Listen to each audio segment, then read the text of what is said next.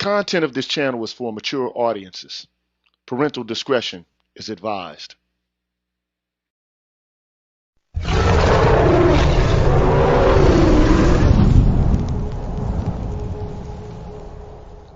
You're tuned in to the Green Gorilla channel.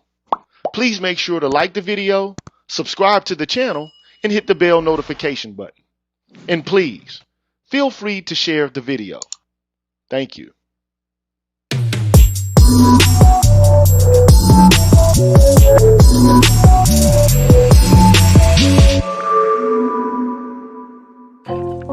What's good people? What it do, man? I'm the G with a PhD, man. You're tuned in to the Green Gorilla channel. It's the place where black men can express themselves freely, straight up, with no chasers. Now, the first thing I want to do, like I always do, is give a shout out to my haters, man. I hope y'all doing well. I hope y'all live and kicking, having a pleasant evening. And if you haven't done so already as you matriculate into the stream, man, I would greatly appreciate it if you liked the video. Subscribe to the channel, hit the bell notification button so you can stay abreast of what's cracking here on the Green Gorilla channel. You feel me? And also, I gotta give some extra special thanks to all of the members of the Green Gorilla channel, man, the people who helped me keep things going here, man. So, shout out to Javon Thompson, I see you, dog. Life of Commerce, Travis King, Super Tech, Waffle Weave, Kisses from Afar, 77 Base X, Brian McMurray, Apex Sprawler, and Karan S. Big up to y'all, man.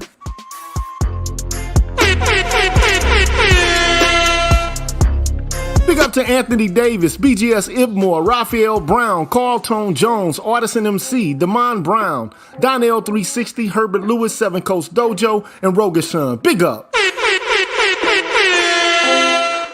Big up to Bullpit 28, Michael Ross, Charles Rogers, Papa Didas, B Hillfire, Rick Ross, Sandra Jean 955, Brotherly Love 215, Charles Gilmore III, and Patricia Colley. Big up. Big up to 7Q Pick, Kwaku Asasi, Gregory Oliver, Greg, Barry Little, Alan Wiley, Mr. Valentino, Jason Hales, Black Men Being Brutally Honest, Omni Americana, and Cameron 87. Big up. Big up to Deshaun Nolly, Brian Peaks, Nelso, Kareem Not Karen, Doc LaRock, Jay Charles, Mark Hotley, Waze, Jeffrey Speed, The Face, and Mark Swift. Big up. Big up to Odd Collar, Donald Watts, Cozy Corner, HipHop.CATV, Coach DC, Kachif Caldwell, I Am Black Man, Nichita, Mr. Blue Collar, Barnola, and I'm Just Jules. Big up. Big up to TD Hip Hop Media, Drew Main, Mr. Heat, Sir Anthony, MLR, Universal 178, Black Swerve 404, Rasheed Barnes, Aaron Smith, and DH. Big up to y'all, man. Big up to C Truth the Revelator, Gold Professor, Arthur Unknown, Dr. Tiasan Johnson, Kalan Jakala, Ricky Dawson, Cedric Bowman, True 7360, BK Bourne, Shaheed, James Washington, and Hostile Way Depth. Big up. And big up to Marvin Battle Jr., and I can't forget my brother who's resting in heaven, Forrest Windu. Big up to y'all, man. And on the Patreon side, I want to give a shout out to Kevin Marchbank Owens, William Joyner, Javon Thompson, Tyrone Hampton, Jules Winfield, Romello Scuggs, Darnell Smith, Excalibur, Jason Warren, Anu 219, Pursuer Prisoner, Taz, Dragon 59, Supreme Ibmore, Adrian Hicks, Jay Bailey, Mr. Michi Momal, and the Sangwa. Big up to all y'all, man.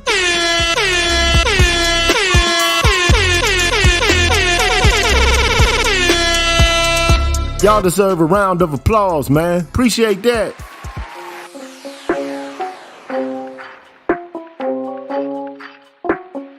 Appreciate that, man. Hold on, man. Wait a minute, man. My applause went off, man. I must have hit the button too soon, man. Big up to y'all, man.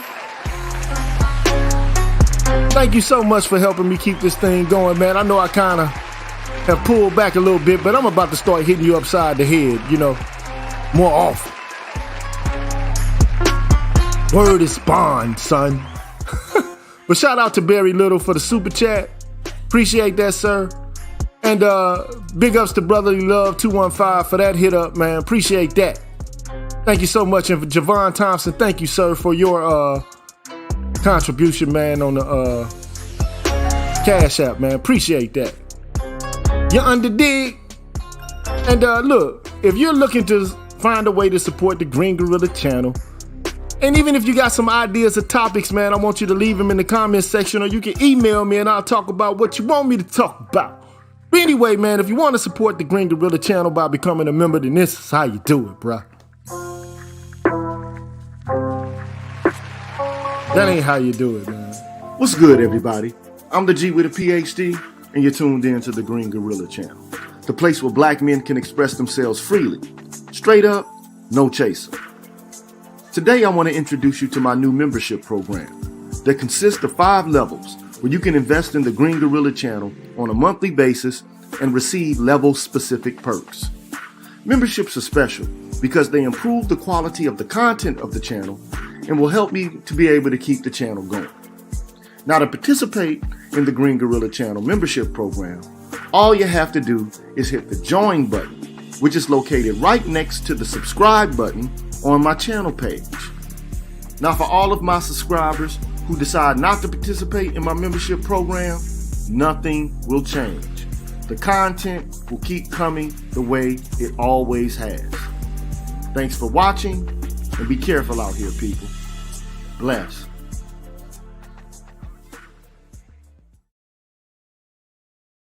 All right, y'all, I'm back.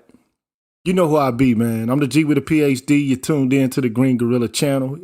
It, of course, is the place where black men are allowed to express themselves freely, straight up with no chasers. And today we're going to talk about a subject. You know, I know many people have covered it before. And, you know, I also talked about and discussed this issue with Dr. Tiasan Johnson on his channel. And matter of fact, while I'm thinking about it, let me add my brother, Dr. Johnson, to the stream, man. What's going on, bro? Oh, man, it's all good. What's up with you? Man, just chilling, bro. I see that. I see you got the world rotating, man, on your avatar. I see that. I see you. How things going in Cali, man?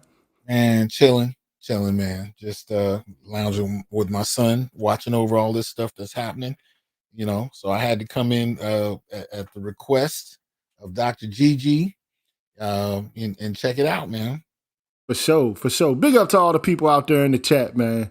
You know, and I got one brother behind the scenes, man. We're going to have to hold off. I'm going to introduce people, you know, into the stream as it goes on. But at the current moment, I want to engage in dialogue with you because, you know, we had a conversation the other day about Dave Chappelle and the idea that, you know, black men need to put themselves in the position to where they actually can speak freely and openly without being censored or censured for what it is that they have to say or the feelings that they have to express. Do you care to comment on that?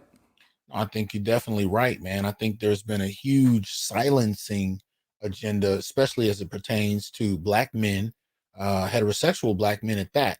And I think it's been going on for some decades now. I think initially it was somewhat, you know, kind of benign, but now I think it's far more direct.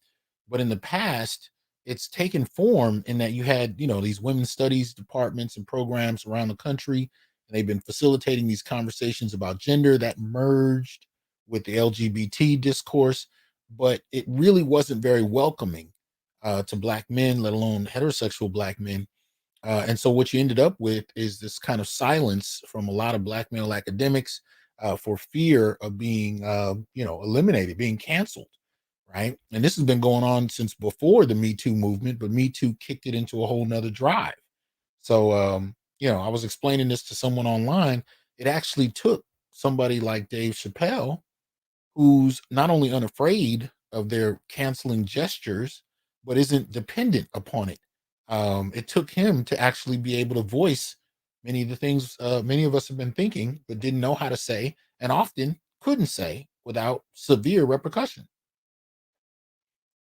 I agree with you. You know, for some reason, you know, the sentiment and the feelings of, you know, the people who, for the most part, are the stewards of the feminist movement, the women and gender studies department in academia, they've created this this culture in which they're above reproach. They can't be subjected to critique Right. because they have jettisoned themselves in a position to where they feel like they're the most oppressed. Yep. Okay. And so being the most oppressed, any critique to them can be reduced to, some sort of animosity, some sort of evilness that is directed towards oppressing them even further. Exactly. It's Now, inherently considered an attack. right. But not only that, it's also considered to be violent to critique them. Mm-hmm. So if you say anything about them, that is a justification for any violence, right? Any oppression, any domination that may be happening to them. So you become the catalyst for further oppression and domination. Now, it doesn't matter if you're actually doing something to one of these persons. Okay? What matters is that you're giving sanction to or an excuse for the kind of behavior that they want to, disapprove of. And it's one thing to critique someone, for causing you direct harm, but now it's reached the point to where you're critiqued and accused of being oppressive for criticizing them. And many of the critiques are valid. Many of the critiques are reasonable. Okay. But then you get accused of actually causing this indirect harm, which is equally, they would argue, equally as harmful as the direct harm. And I think that distinction is not often made. I mean, that if you critique them, then you're giving sanction to the harm that they already face. Right. Right. And look, that's a slippery slope argument, man. The idea that if you critique me, then somebody's going to, feel justified in hurting me.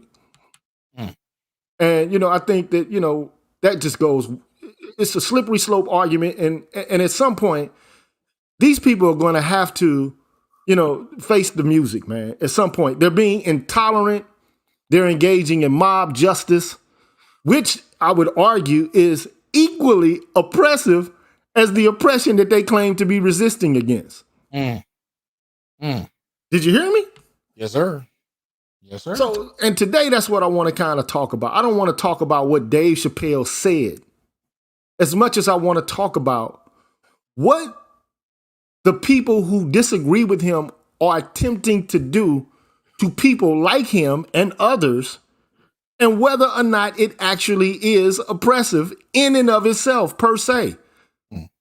Because here's my sentiment about it, okay? Here's my musings about the matter. That when you call to cancel somebody, what exactly is it that you're attempting to do? You're attempting to create economic and social death for another human being. That is what you are actually attempting to do. You want to punish them, not by legal means. You don't want to have an institutional cancellation. What you're doing is you're virtue signaling and grandstanding and calling for corporations to cut off the spigot such that people do not have a means by which to engage in a living. Right. That's nasty, man. I'm telling you right now, that is the nastiest that's one of the nastiest things that you can do to an individual. I said on your show the other day, to me, what it's tantamount to is cutting off a man's hands so that he actually cannot work. The goal is to create social and economic death for that person so that they can't feed themselves or their family. You want to cut out and extinguish their legacy. To me, that's it's super problematic, okay? So I know I haven't asked you very many questions, but I want to read something before we move on. And I got some people on the back. You got to wait for a second before we get through with our conversation before I allow you in, and I will allow you in, okay? Trust me, just be patient. All right. Um, I want to show you something, and I read this not too long ago. And see, all of this was forecasted. Mm. But let me tell you something. When white people on the left begin to notice that intolerance is also occurring within the context and in the confines of the left, right? Then Mhm. you know you're in trouble. You know you've gone too far. Now, black men have already known for quite a bit of time that like gender politics is going too far because we know ourselves to be members of an oppressed group. Every metric points to us being included in different ways and sometimes in more violent, right, and restrictive ways than other groups within the black community, right? Can you speak about that, just a little bit because you do this kind of work on an ongoing basis. Explain why is it that a group of people as oppressed as we are now being called out for being as oppressive as any of the other, ethnic or racial groups in the United States and being stigmatized and characterized as innately or ontologically evil in that regard. Can you shed some light on that? I mean, I think there's a couple of pieces to it. For one, there's kind of a real estate value in being able to kind of take the social I don't want to call it privilege, but the position of being victims, and as far as black folk are concerned, we have the narrative and the story that no other group has in this country. And in that there is kind of an equity, I should say, instead of real estate, there's an equity value in being able to claim that. So if you can trump that by positioning black folk as the oppressors, suggesting that you are even more oppressed by the oppressed, that way you get to acquire the equity of that kind of black narrative. Now, this is something we saw really hit its crescendo in the civil rights movement, where African Americans are without peer in regard to being seen as, having the moral positioning to critique society because of our history. So what you have happening with this new group in regard to, as this mixture of feminism and LGBT groups, if they can acquire that from the African American community by positioning themselves as being the oppressed, they can inherit that equity. And the second part, as I was saying, there's two parts to this, is something that Dave expertly brought up. He talked about the way whiteness plays into this dynamic, the ways in which LGBT groups in particular position themselves to use whiteness as a way to attack Africa, the black community. And this is incredibly important because you don't really hear people, not only do you not hear them critique LGBT communities, you damn sure don't hear any critique of how they use race and particularly whiteness to advance themselves at the expense of black folk. So making that critique in and of itself, I think, is what I call a significant cultural moment, right? And especially in Black America, I talk about these cultural moments as these kind of experiences that advance us. You know what I mean? In one way or another, they're not always positive. I mean, on a national scale, you could say 9/11 is a cultural moment. You know what I mean? If you missed 9/11, you're kind of behind. You don't understand where the country has gotten to. You could talk about Katrina as a cultural moment. You know what I mean? You can talk about the pandemic as a cultural moment. If somebody, was born after this moment and they didn't really understand it, there's something they have to go back and study. In Black America, especially with Black men, we had very particular cultural moments. Sometimes they're media based, sometimes they're experiential. Slavery is clearly one of those moments, but they don't always have to be that extreme. One of the examples I always give is Eddie Murphy and Raw. When he started talking about divorce, that was a cultural moment, especially for Black men, because he put it on the table. He put it on the table and said, this doesn't make any sense. And the feelings and thoughts of men who've been experiencing this kind of divorce situation since the 60s was now able to be discussed. Well, I think what Dave did when he talked about this LGBT repositioning into whiteness when convenient is a cultural moment. And he kicked down the door and gave us another piece to the vocabulary on how to make sense of LGBT behavior, especially in regard to how they acknowledge the Black community. Man, that's, profound words right there. Like this is what I think about when I think about the LGBTQ movement and, the way that it is positioned currently in relation to black folks. Okay. So as you said earlier, in the academy, there have been a group of scholars who have basically said, through the lens of intersectionality, that people aren't just monoliths. They're not just black. They're not just women. They're not just lesbians. They're not just, people with disabilities. They're a constellation of things that all intersect and that renders them either invisible or renders them, more prone to being subjected to all kinds of violence, whether it be of a sexual kind, whether it be, class-based, alienation and class-based oppression and domination. They're saying that they're more vulnerable on account that they, occupy these identities in these multiple intersectional ways, right?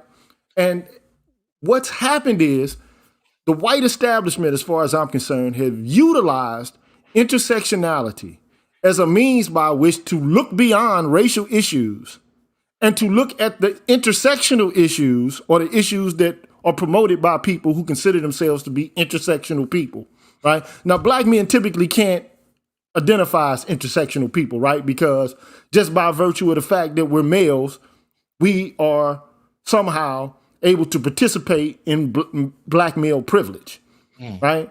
And so what they've done is they've taken, this position to where now they can align themselves, and you call it equity, but I mean, ultimately they can use the white machine in order to play interest group politics, such that their demands are observed and acknowledged, and the other person's, black men's interests are, for the most part, sidestepped and ignored. Because who needs to, or who would want to, help out those people who are also themselves oppressors?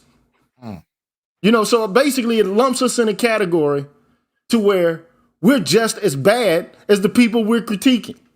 Right. As if, we've been, preserving institutional practices and policies for centuries that seek to malign, to marginalize, to dominate, and oppress other groups of people, particularly gay folks, trans folks, and women.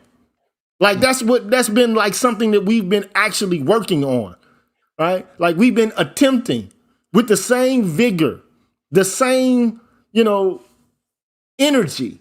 Right. The folks that established the United States of America and subjected millions of us, FBA, ADOS people, to centuries of pain and toil. Right. And so, I take pause with this only because the people who are claiming that we're oppressors, right, from this marginalized intersectional community, they're not free from guilt. That's the issue. They do things that are just as wicked as they accuse us of being.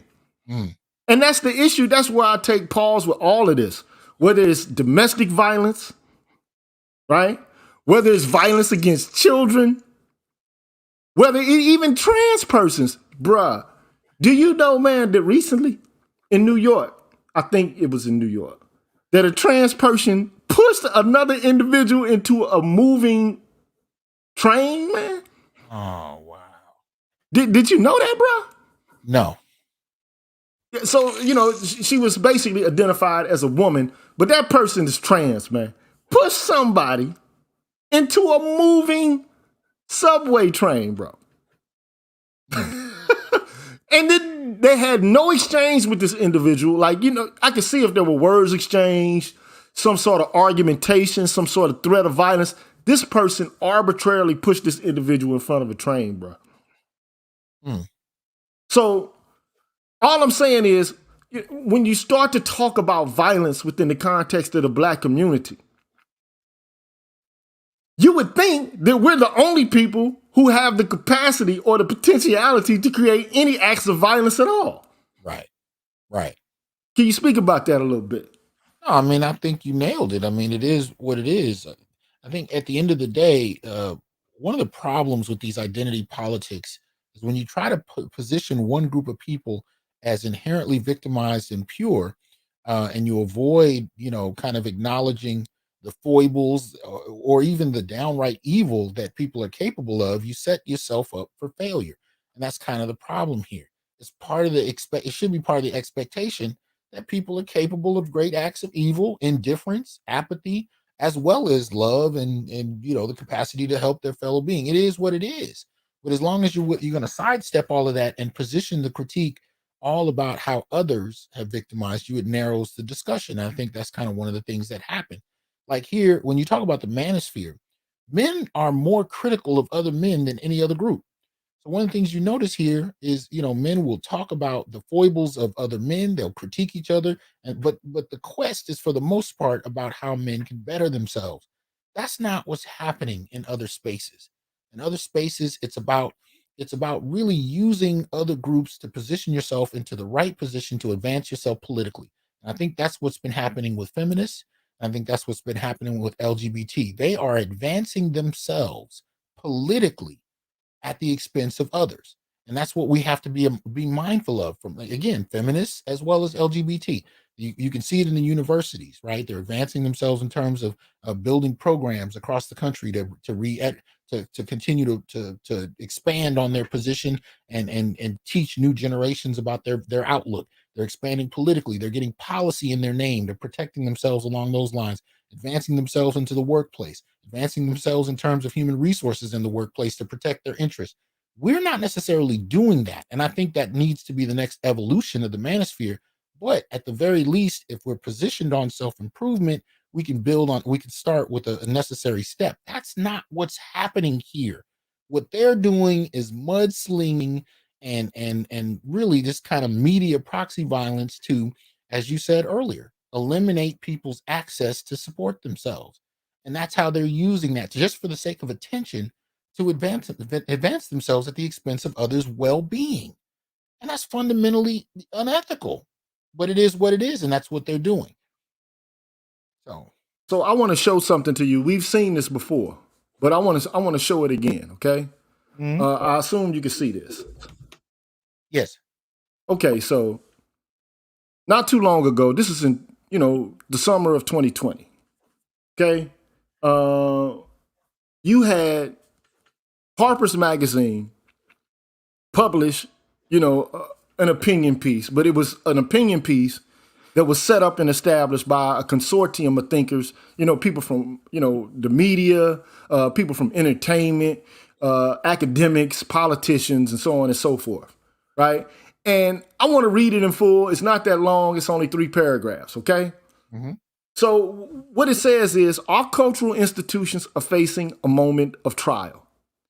And this is like right at the, the heat, of the Black Lives Matter, protests and so on and so forth, which we've critiqued in our own regard, okay? Mm-hmm. So anyway, they go on to say the powerful protests for racial and social justice are leading to overdue demands for police reform. Now, we already know that black men are the ones who are primarily being killed by the police, okay? Mm-hmm. All right, along with wider calls for greater equality and inclusion across our society, not least in higher education, journalism, philanthropy, and the arts. But this needed reckoning has also intensified a new set of moral attitudes and political commitments that tend to weaken our norms of open debate and toleration of differences in favor of ideological conformity. As we applaud the first development, we also raise our voice against the second. And this is political. It is a leftist spin, okay? But all I'm trying to illustrate is that when the left says you're going too far, when the left is telling the radical left, you're going too far, you're becoming intolerant, you're becoming just like the people that you're resisting, then you know that there's an issue, there's a problem, okay? So let me go forward. The forces of a liberalism are gaining strength throughout the world and have a powerful ally in Donald Trump, who represents a real threat to democracy, which I think is a hyperbolic statement, okay? But anyway, but resistance must not be allowed to harden into its own brand of dogma or coercion, which right-wing demagogues are already exploiting. The democratic inclusion we want can be achieved only if we speak out against the intolerant climate that has set in on all sides. The free exchange of information and ideas, the lifeblood of a liberal society, is daily becoming more constricted. While we have come to expect this on the radical right, censoriousness is also spreading more widely in our culture. An intolerance of opposing views, a vogue for public shaming and ostracism, and the tendency to dissolve complex policy issues in a blinding moral certainty. We uphold the value of a robust and even caustic counterspeech from all quarters. Not some quarters, but all quarters.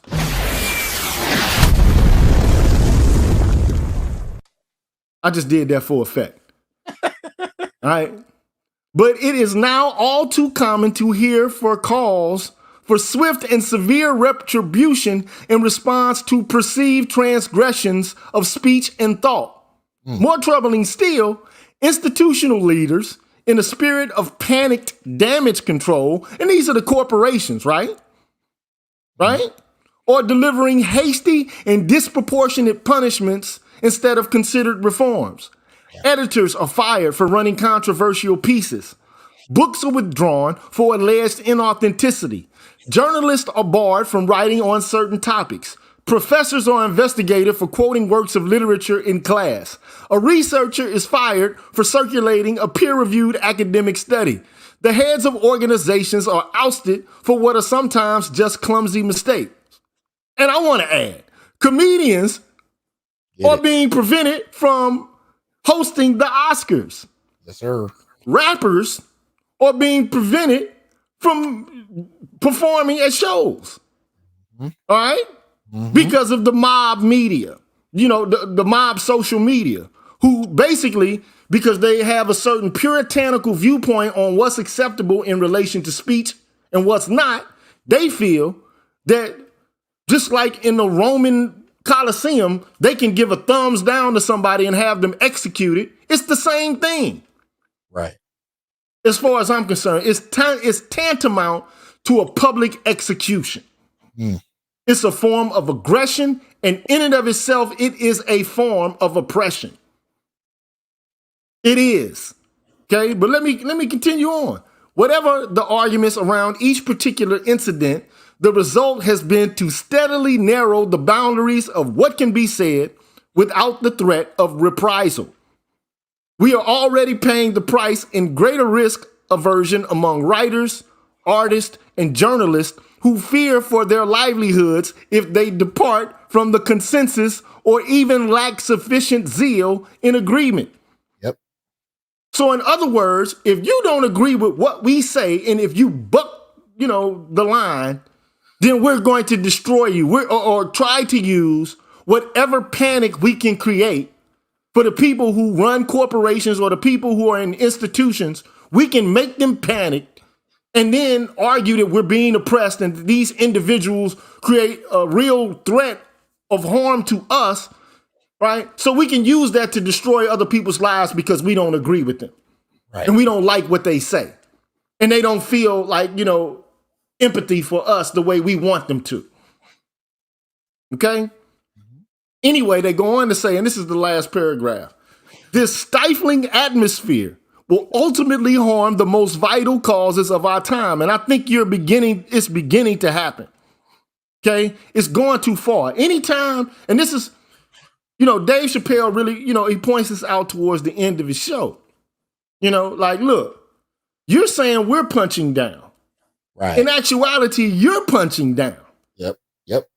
You are punching down because, as I said before, a long time ago, shit rolls downhill, bro. And who is more adversely impacted by all of this cancelization? It's us, man. We're the ones, people who can't defend themselves. Like Dave Chappelle can defend himself. He has the ability to, have public relations experts and, people surrounding him. The baby can, for the most part, support himself.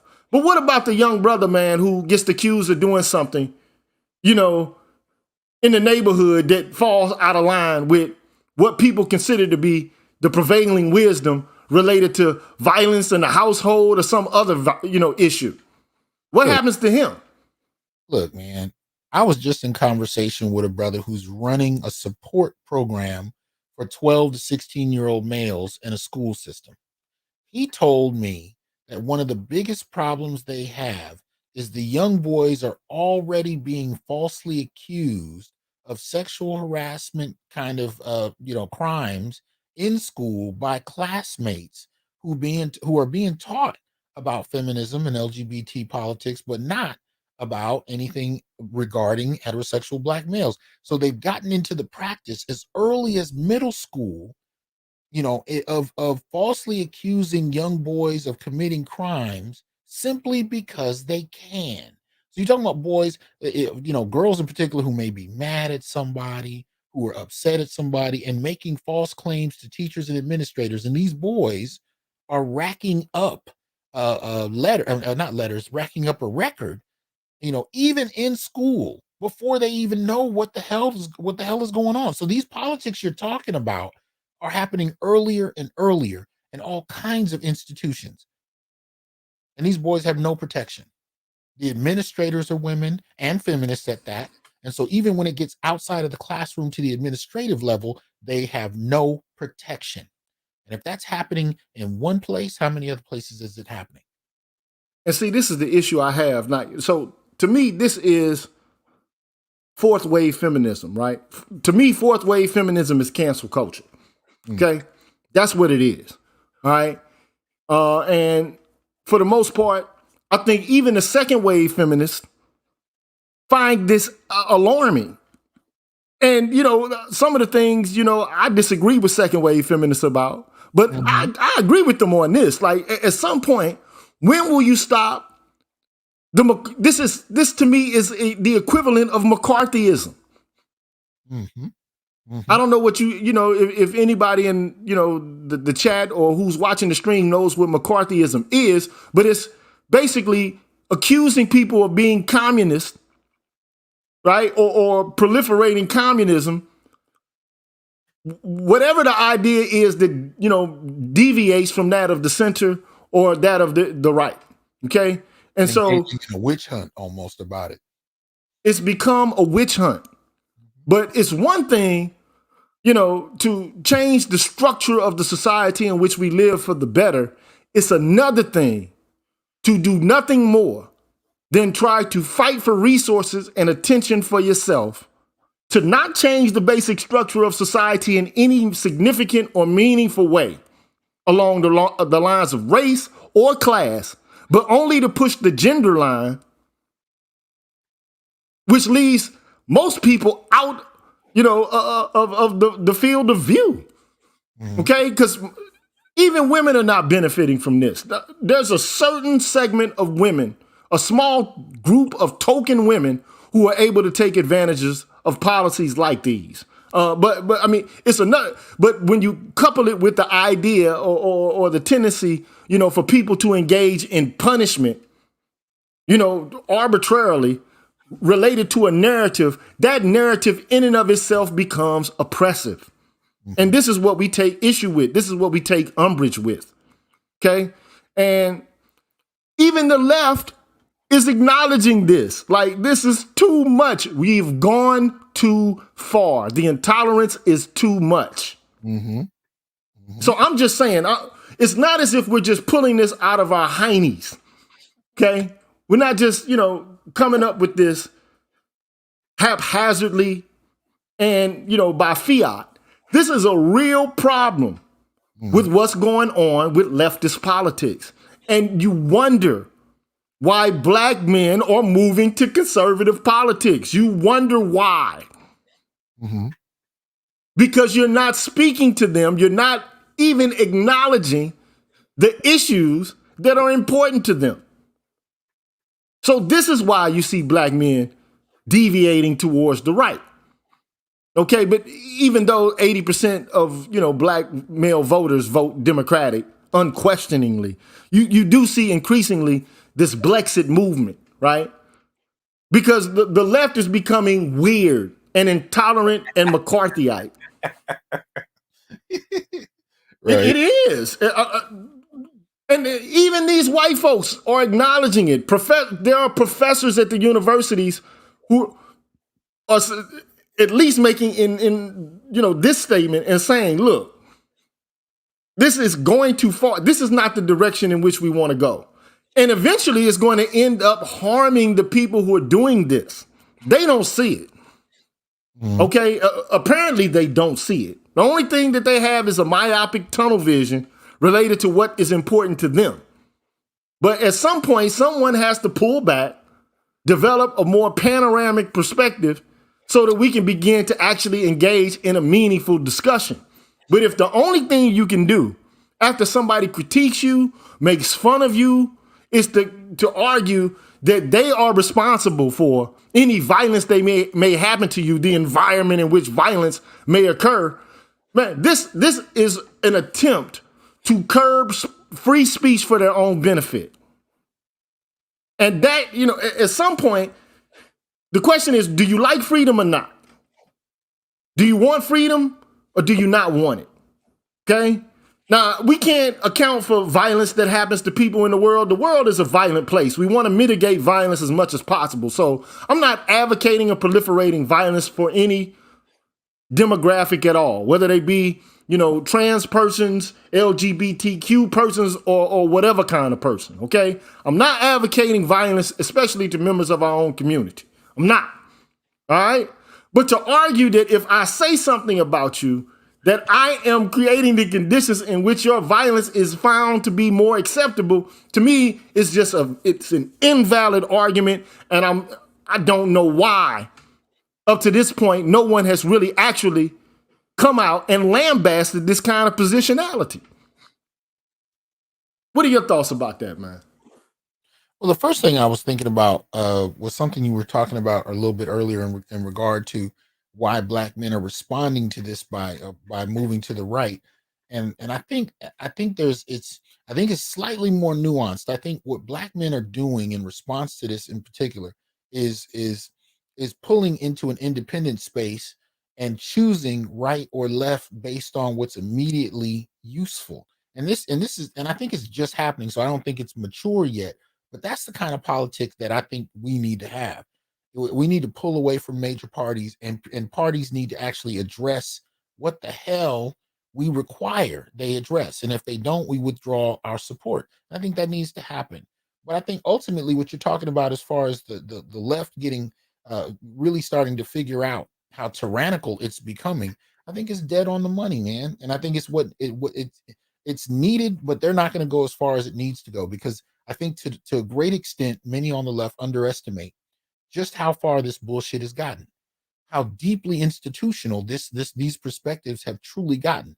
And they only care about it to the extent that it affects them, especially when you start talking about, the second wave, kind of generation, second wave feminist generation, who are starting to have issues with what their granddaughters and grandkids are starting to get into. At the end of the day, I think what these people are really missing is how far it affects down the line. So when you get to black men, which I think many of these groups are not thinking about, it has a dramatic effect, which is one of the reasons you can only count a couple of professors on YouTube willing to speak out. I mean, we talking about what, you, Ronald, Dr. Thunder. There's only you can count them on one hand how many there are, and there's a reason for that, because the repercussions are too much for the average black person who has to deal with this mob that likes to engage in media lynchings of black men.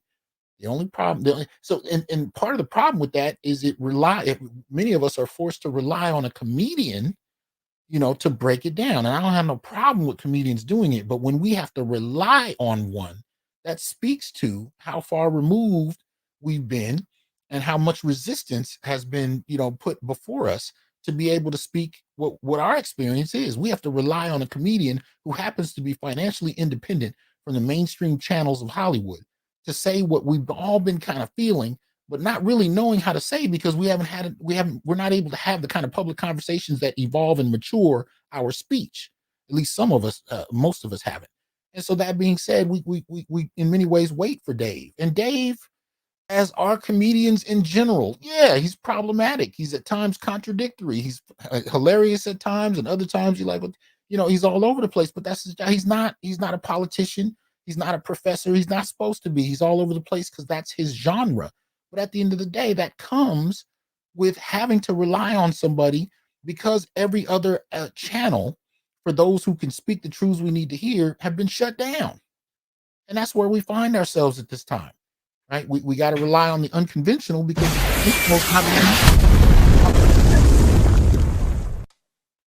I'm sorry, man. You just dropped a bomb on that one. I had to let you know that. Go ahead. Nah, I'm done. That was all I was saying, man.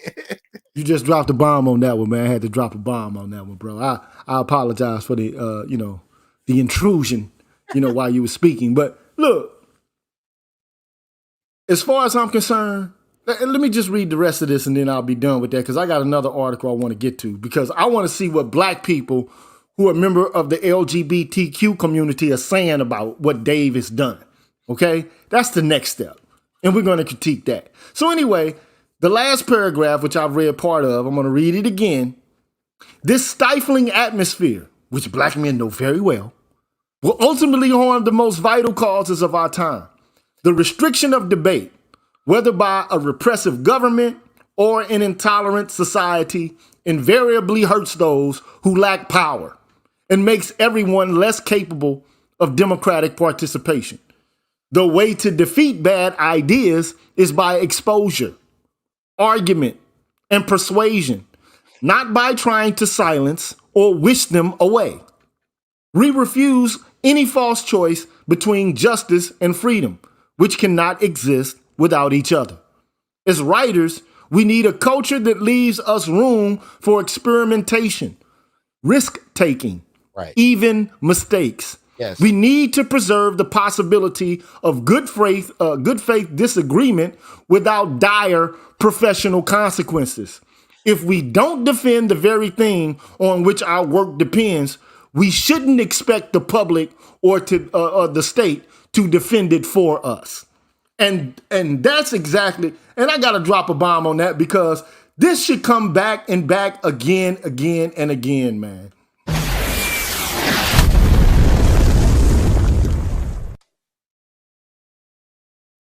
You can't become intolerant because someone does not disagree with you or takes up a position that's different from your own. Mm-hmm. Related to sexuality, related to gender politics, or economic politics, or racial politics. At least the civil rights leaders were willing to engage in the conversation. Today, people just yell and scream and say, we don't need to talk to you. We want you to have your job abolished, your professional career to come to a close. Right. Right. And the people who have money are not going to be impacted by that bullshit anyway. Mm. Do you understand what I'm saying? The people who are in powerful positions, the most powerful people, the patriarchs they claim to be rallying against, they're unscathed by any of this. Mm-hmm. This doesn't touch them. It doesn't impact or affect their lives one scintilla. And this is the issue that I have, right?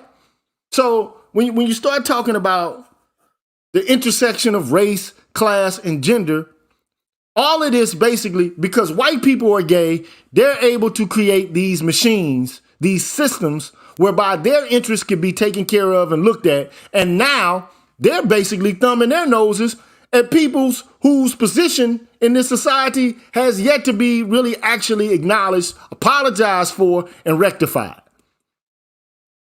And now we have an excuse to sidestep those issues. Right. Because those people are more oppressed than we are. Those minorities within minority groups, they're worse off than we are. Right? So at the end, which, when you start looking at the data, a different tale is told, man. Right. Okay? when you start talking about death, the volume of death and violence directed towards a demographic. I mean, you would think that the numbers would tell you something. You would think the numbers would give you an indication. But if you come from this small, narrow view that's primarily ideological in nature, right? Then you can't see your way out of it. It's like you're caught in a paradigm and you can't escape the paradigm. You're myopic. You don't want to escape the paradigm. You're engaged in confirmation bias endlessly. Right. You try to talk to them about it. They tell you, well, they use some epithet or some shaming language to try to prevent you from getting it off of your chest. This is why I say black men don't need permission to speak. I don't care how egregious it sounds. Right. I don't care how radical it sounds. I don't care how sexist or homophobic it sounds. At least if you're talking and you're engaged in a conversation with the other groups of people, then we can find the means by which to reach some sort of modus vivendi, some compromise. But if you just get shut down, like, okay, shut up talking. I don't like you. Right, I don't like what you said. And therefore, you're creating violence to me. You're making me feel uncomfortable. I'm triggered. You're causing violence to me and psychic harm to me. So therefore, I'm going to try to cut your money off. I'm going to try to create social death for you. Well, let me look. There's two lines in this section that you just read that I want to highlight, right? It begins with, as writers, we need a culture that leaves us room for experimentation, risk-taking, and even mistakes. We need to preserve the possibility of good faith disagreement without dire professional consequences. Those two lines are profound because it really, in many ways, explains why it's not a politician. It's not a professor. It's not any of these people that are breaking through at this particular cultural moment. Because if you take professors, for example, we're not allowed to experiment and make mistakes. We're brought on in the public sphere to give an accurate appraisal of what's happening based on the data or based on the history. You're not really allowed to experiment. This is why I say Dave becomes so important, because he's, as a comedian, just his basic function in society is, if done right, is rooted in experimentation, risk-taking, and even mistakes. And Dave is the first one to tell you about mistakes. How many different bits does he have about things he did wrong? And then he continues to tell the story and it goes somewhere you don't expect it to go. There's not a lot of other genres where you see that kind of experimentation being able to be applied, especially in regard to feminism and LGBT, intersectionalism, and so on and so forth. Dave is the one to do it. And I'll give you a quick example. In regard to this, what I call a masculinist argument for, what do we call it? A financial abortion, right? The idea that, if it's her body and her choice, if she wants to have a child, men should have the right to opt out of a pregnancy if he doesn't want to be a father, even if he doesn't want to be financially responsible. It has been difficult as hell to get that very concept into the discussion, even amongst men, for it to be considered. Dave did it in a quick bit in the last show he did, I believe, where he said that if a woman can kill a child, he should at least be able to abandon him. And if he's wrong, then maybe we're all wrong. That was such a profound cut to the gut. And it introduced both the financial abortion as well as the ethics around financial abortion and abortion itself in a quick line. And it had more people thinking about it than 10 years of some of us talking about it online. So this is the power of that moment. I just wanted to highlight that in relation to those two lines and the role that Dave is playing. And I hope others will join in to play it and expand the conversation, because we need more of it. Yes, we do. We need more conversations like these. But unfortunately, the conversations, that we should be having are considered to be misogynist, transphobic, and a whole bunch of other negative, ascriptions, right? So, I mean, to even broach the subject is violence, right? So, and look, black men know violence, bro. I mean, from little boys, we know violence, right? We know violence from each other. We know violence from the police and white men who are the stewards, which they are the legal arm of violence, right? We're supposed to keep us in line, to circumscribe our actions and determines what's right or wrong, legally, okay? We know violence from our mothers who are able to whip us, and exact corporal punishment on us. We know violence. It's not as if we're like immune to it. We know it. We know what it looks like, and we know what it doesn't look like. That's the issue. And so, being scolded, being made fun of, being poked at, to me is not violence. Okay? It's not a justification for violence. It's not. They're different. Okay? What Dave Chappelle did, like, there was one woman recently in the chat that said Dave Chappelle has run out of material. He has nothing really left to say. I don't think that's the case at all. What I really actually think is Dave Chappelle is wondering to himself, who the fuck told you who told you could tell me what to say and what I can joke about? Right. And because you said I can't joke about this shit, I'm going to put it on blast. I'm going to do a whole damn show dedicated to it. And after I do, I'm going to drop the mic and I'm going to be done with it. Right. And then you can go back and look at it and pick holes through it and see if there's any truth being, teased out within the confines of it. You get what I'm saying? So it's like, hold on, how dare you tell me that the points I'm making have no salience whatsoever? They make no sense. What I'm saying makes a lot of sense, but you can't even see it because the only thing you're worried about is your own emotions and your own positionality, your own politics. The only thing you care about is your own politics. You can't see beyond yourself. But they want everyone else to see beyond themselves on their account. And that's the issue we have. And it is true. Like, for example, when he talked about Caitlyn Jenner. Now, here's an individual, like,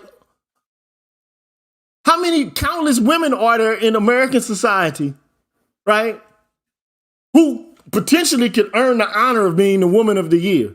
And then all of a sudden, Bruce Jenner, a privileged white dude, can transform into Caitlyn Jenner and then all of a sudden be given all of the accolades and accoutrements that come along with white womanhood. And black men are supposed to sit back and look at this shit and not have anything critical to say about it at all? Yes. Come on, bro. Yes. Cut the fucking malarkey out, bro.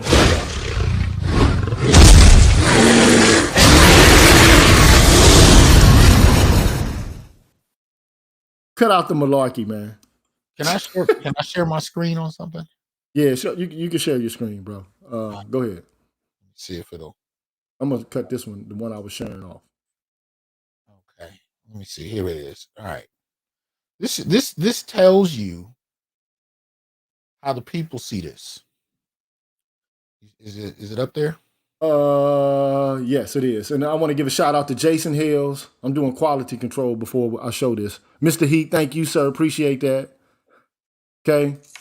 Also, let me put Jason Hills up there. Thank you, sir. Appreciate your donation. And we got a lot of people in the back, and I want to start to bring them to the fore.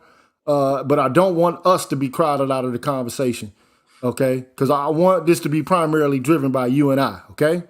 And I want them to participate. I do, okay? Thank you, Rashid. Appreciate your contribution, sir. And, if you're out there, please like the video. Please subscribe to the channel. If you can, please make a donation because these kind of conversations don't happen too often, by individuals like ourselves. So, if you can, please show some support, even if it's just a like, okay? And if you don't like it, feel free to hit the thumbs down button. That's okay too. You are able to express your opinion here if you're respectful on the Green Gorilla channel, whatever your perspective may be. I would even have a trans person to come on the show and we can talk about this. If they have well, don't let me say that, man. They got the nuts to do it.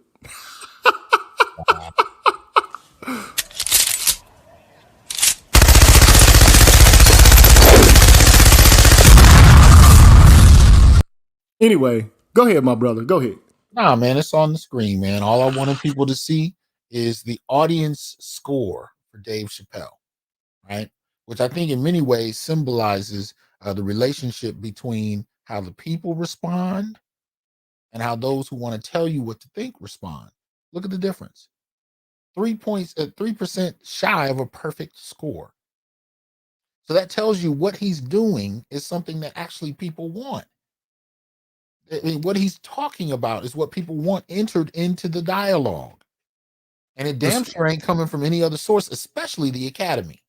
The ideas around intersectionality were produced in the academy, but nobody's allowing anybody in the academy to talk about it without severe punishment. So it requires the unconventional source.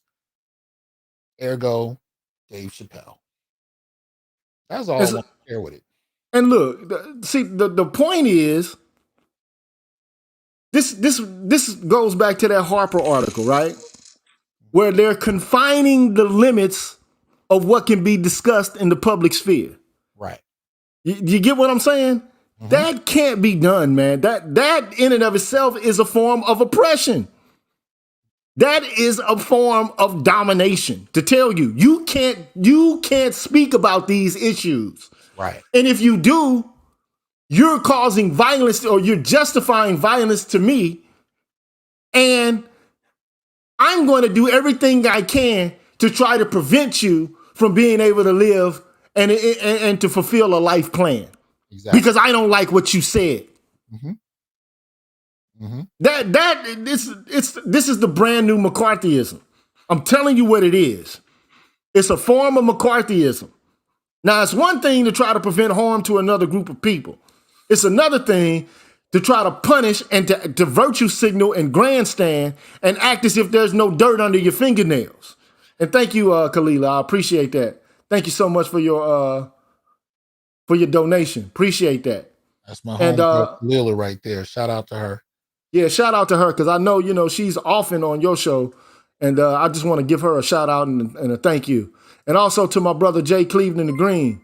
And he says, Herb Bruce Jenner did that to beat the hit and run. You're technically not that person who committed that crime. Good show, y'all. So he's saying like, okay, yeah, he had a hit and run accident where he killed somebody, okay? Where he killed, I think, a woman in an accident. You know what I'm saying? And so, he's saying that this might have some sort of, this might be a part of a strategy in order to avoid, censure and punishment. Right. But hey, why not? You understand? Like, if you can get it off, why not get it off? All you have to do is say, and this is one of the things Dave Chappelle joked about. Like, damn, you mean if I can escape the kind of ignorance that black men are subjected to, all I got to do is put on some high heels? You know what I'm saying? He said niggas in Brooklyn to be wearing high. These are the points he's making through humor. Mm. And no one is listening because the only thing they can see is that, they're saying something about them and that they're clamoring to keep their position as being the most oppressed. That's what I see this as. It's the oppression Olympics. Okay? And I want to give a shout out to W Pure One. Thank you, sir, for being a member for such a good long time. And also, he says, you are our frontline soldiers, a blessing to our community that many of our sisters refuse to accept. Thank you so very much. Appreciate that, sir. Appreciate that.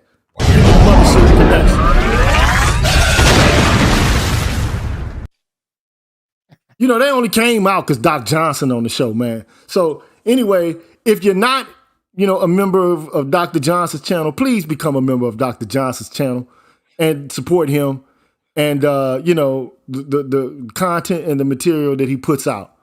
Because this brother, man, is so dynamic and doing such cutting edge work, and it's courageous what Dr. Johnson does on an ongoing basis. So I got to give you some flowers for that, my brother. Got to give you flowers for that. Okay. So another thing that we got to talk about, and I'm gonna bring some people up because the people have been waiting. Okay, and so I don't want them to drown us out of the conversation, but we're gonna primarily drive it. But I do want to bring them in. Okay. Brother Ian, how you doing? Okay, he's not there. Brother Javon Thompson, how you doing, brother?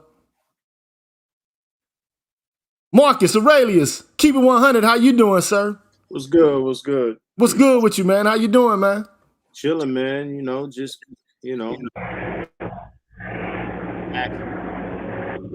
Okay, BMSS has quite a bit of background ambient noise going on. I'm at the job, man. I was in the booth for a minute, so I was just chilling, talking to y'all for a second. Okay, so I mean, what are you? I want to go across the board from Ian all the way down, and to register your opinion on what we've said thus far. I try to keep it brief. Ian, are you there? Ian's not there, so I'm gonna take him out until he's ready to get in. He'll leave a chat, and I'll know. Okay, BMSS, man, what's your opinion, man, thus far?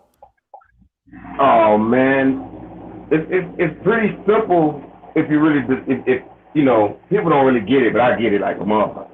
The thing is, what they doing is they taking all the power out of a black man's hands. Whatever basically we can't say nothing, right? We can't discipline our kids. We can't stand up for our rights. We can't talk back.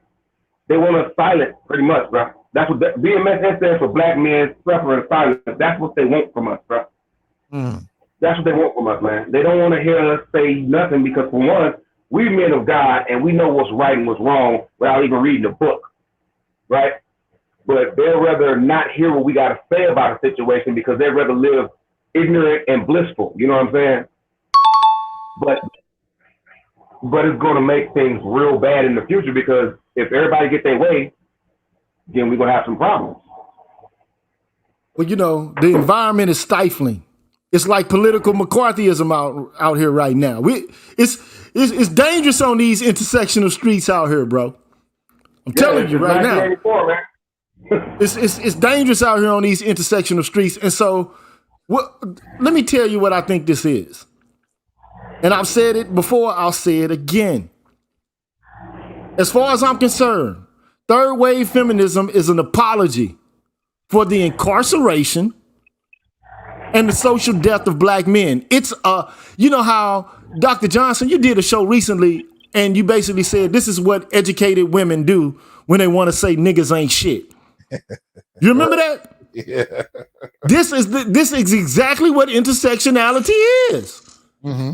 This is what educated women do when they want to say niggas ain't shit. Right. Bottom line, it's an apology to ramp up police presence to protect black women, and trans people are doubling down on the same rhetoric and the same heuristic. That's exactly what this is. Oh, we're invisible. Like, we're going to capitalize off white women's ability to ramp up the carceral state for their own safety, right?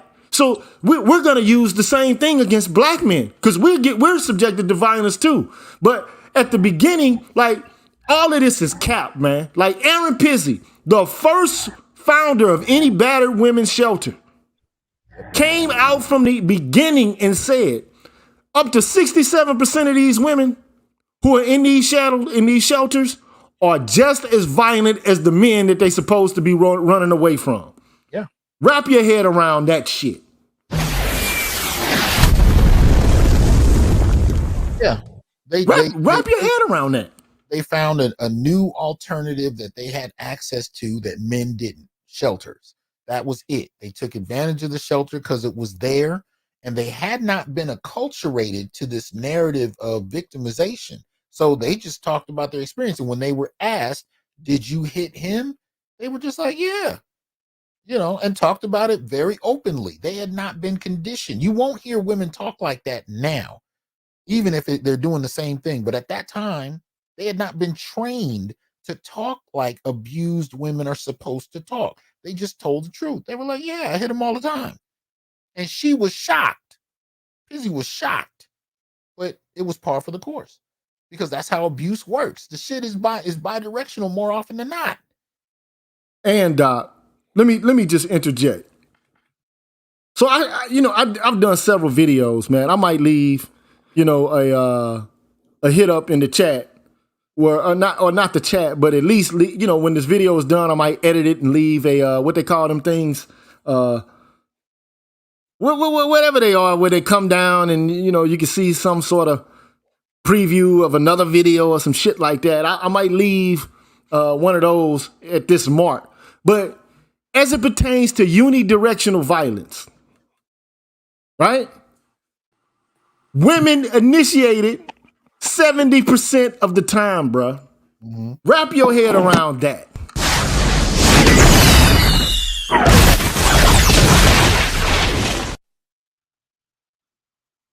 Wrap your head around that.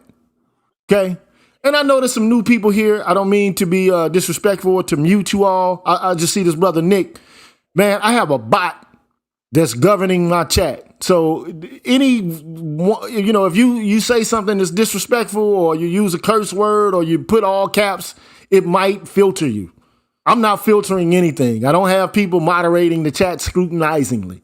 So just letting you know that, okay? If you're out there, man, please like, share, subscribe the video.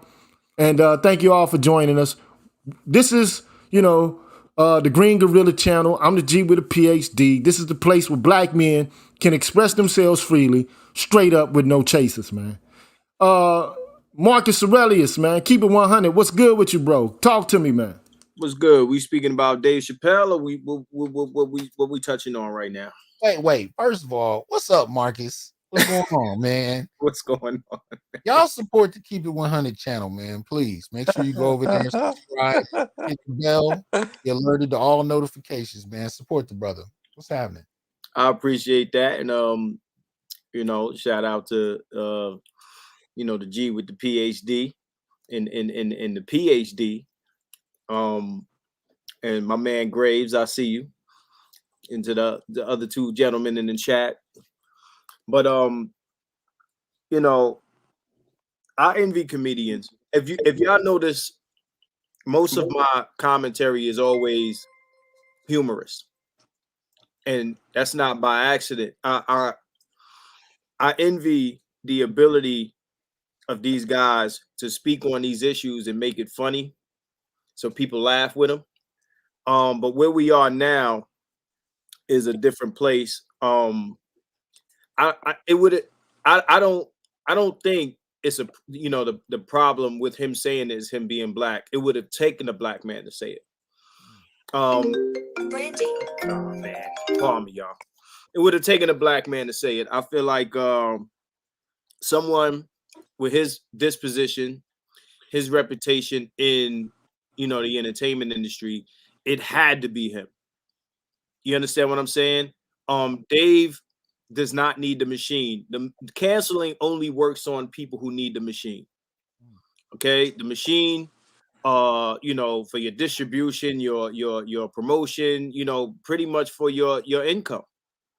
And we know that Dave does not give a fuck about the machine. The public knows it. Hollywood knows it. Everyone knows this. He has built a reputation that he doesn't really care about this stuff. He really doesn't care. Like, and it's even worse now in this commentary. These last few specials have risen his stock way more, to the point where now the machine needs Dave Chappelle. And you can't cancel someone who is bigger than the machine or is not, a subject to, the power and abuses of the machine. And that's what I've been telling people for the last few days. I remember when this whole Me Too thing started, and it started to get worse and worse and worse. Me and a friend of mine, we had a conversation. We said someone, and we didn't know who at the time, we said someone is going to emerge from this as the anti-Me Too, is the anti-cancel culture. Someone is going to emerge. When Kevin Samuels came out, it was like, okay, it's this guy, but now it's more obvious than ever that it's Dave Chappelle, because he is someone on that level, on the mainstream pop culture level, that can afford to do battle. He's pretty much bulletproof, and again, he's enjoying it, and he cannot be stopped by the machine. All this boycott Netflix, none of this stuff is going to work. There's too much money at stake. He left his own show. Here's the. I want to let you speak, Mr. O, but here's my response, and I want to let other people converse and to make their points. and then we're gonna go back to Dr. Johnson and I driving the narrative. But Dave Chappelle can get away with it. Okay, we already know Dave can. Yeah. But and like I said, Kevin Hart is gonna be okay. The baby even will be okay. Yeah. Okay. Who's not gonna be okay is the everyday mundane black man making $30,000 a year, man. Oh, yeah. The young boys in grade school who are already, being subjected to a new form of McCarthyism and Stalinism. It's like, okay, this is the line you have to toe. If you say something that's offensive, we'll punish you. We'll cut you off. We'll and then you have the people who, are so panicked and, who run the institutions, whether it be an educational institution or whether it be a corporate institution. They're going to want to save face. And so the grandstand and virtue signal, they'll basically listen to the mob. But you have a small amount of people who are members of these groups, right? They make up a minority in the American population. I'm not trying to, make light of what it is that they're going through. Sure, they go through a lot of shit, okay? But you ain't the only one going through shit. That's the only thing I'm trying to underscore. You're not the only people going through shit, okay? And that's often lost in translation because ultimately what I'm arguing is the exact opposite of what they're arguing in relation to violence and oppression. When you say you're restricting my ability to live in a violence-free environment, you're doing the same thing when you try to cancel somebody. You're trying to leave them in a liminal state to where they can't even feed themselves. It's just like cutting a man's hands off. Now, it's one thing to try to do it to, a Dave Chappelle. Like you said, go ahead. can you hear me? Yeah, go Like ahead. you said, the everyday black man, is going to catch the brunt of this. This just like with Ryan Davis. Ryan Davis was attacking the people in the chat. He wasn't attacking Kevin Samuels, So I'm making a kind of a comparative analysis between Kevin Samuels and Dave Chappelle because they're kind of both on a similar type level in their respective areas. But the everyday man that supports these talking points are the ones that are gonna get their nuts and their neck broke. What's up? What's up, Ian, man? Shout out to you, man. And I agree with that. Okay. I want to get Javon Thompson. I want to register his opinion. Javon Thompson, would you like to make a comment, sir? I know you're one of my great supporters, man. Thank you so much, brother. How you doing? Oh, I'm good. I'm good. How you doing? Doing great, bro. Yeah. Yeah. It's sad, but it's at this point I feel like Dave is one of those people that he's not somebody that you can really counsel because all he really has to do is pick up his phone and press record, and people are gonna listen to what he has to say. So it's sad to see these people going after anybody and everybody just to get some type of attention and feel like they're omnipotent. They could just destroy anybody, and that's not the case. Like, y'all need to just humble yourselves and let people live and speak how they want to speak. They're not hurting you. Like, words are words. Everybody goes through some type of scrutiny, going through life. So for y'all to think that y'all could just cancel any and everybody that has the freedom of speech, like it's not gonna happen. Especially when you have somebody that has that type of power and that type of, just ability to get people to understand and believe his point of view. Like he's just that kind of person. So I think it's senseless for them to even try to do something like that to him. For sure, man, for sure. Mr. O and Rob C, I haven't registered your opinion, so in order to move on, we gotta register your viewpoints, man, and we're gonna move on. So, Mr. O, please tell us what's on your head, bro. Well, I was gonna piggyback what Marcus Aurelius had said. Saying like comedians was basically and basically was what the conscious rappers was in the '90s. They didn't have no say or set agenda or was being paid to be agents, so they speak their mind and let anything just flow. Case in point, like people like the X Clan, Poor Righteous Teachers, all them, they spoke their mind minus the mainstream success. And Dave Chappelle basically took the same route. He but like Marcus and y'all had already said, he's not a paid endorsed or any type of by the system. So he'll speak whatever he feels is pleased, and what he's speaking is basically go in align with what we talk about. It's basically logical, conservative talking points that makes a society and a community thrive instead of going to a debauchery, hedonistic uh bizarre world that we see right now. And it's crazy that Dave Chappelle, like he can't do nothing to him. He'll leave his own show. Like he was making how many millions back in the 2000s? He left that. So it's not about the money, it's about the perspective and the principles of society going. Show you right. Show you right, man. Thank you so much, Mr. O. Rob C, man. Kick the Willy Bobo to us, man. Spit some knowledge on us. Good evening, gentlemen. Well, we all know Dave Chappelle pulls no punches. He doesn't discriminate with his jokes. And that's what's most disappointing about this whole situation. You know, we all brothers. We all came up. You know, the way of almost showing love to your people, even your family, is, you know, you joning on them, you cracking jokes, you playing the dozens. And for some reason, that community, uh, they feel that they're above that.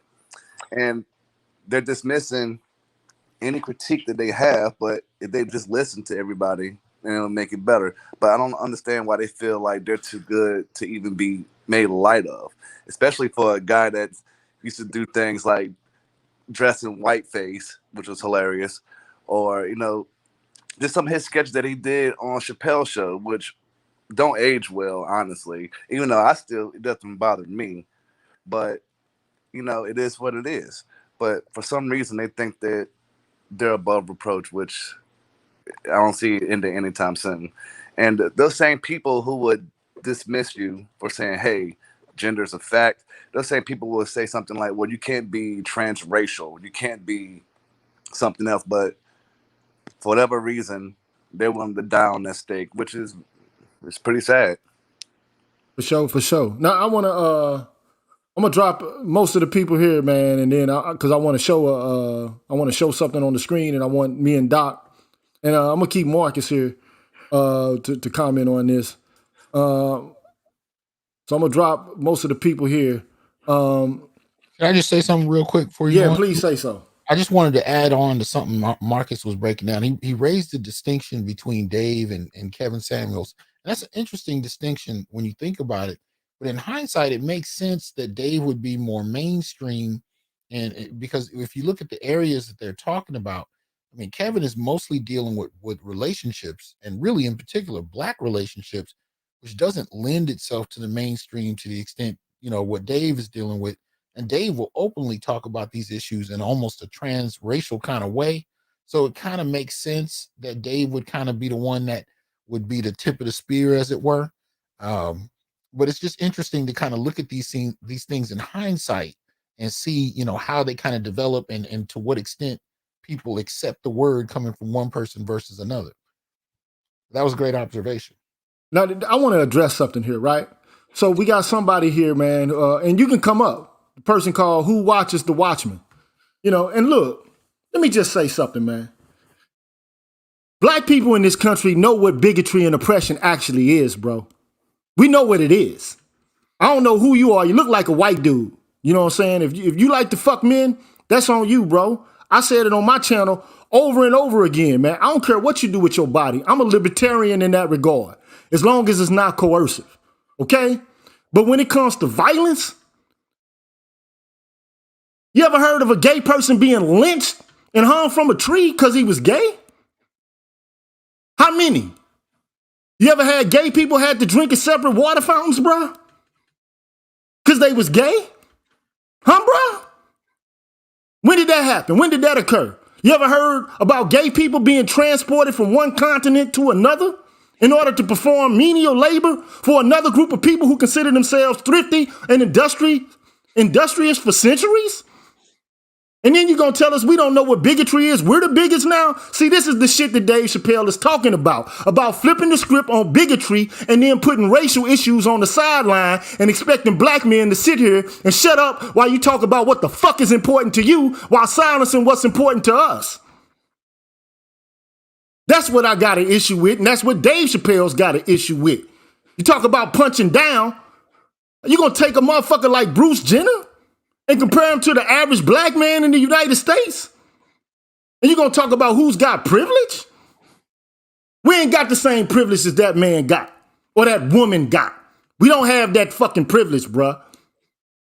We don't have the same fucking privilege as those motherfuckers, bruh. Sorry.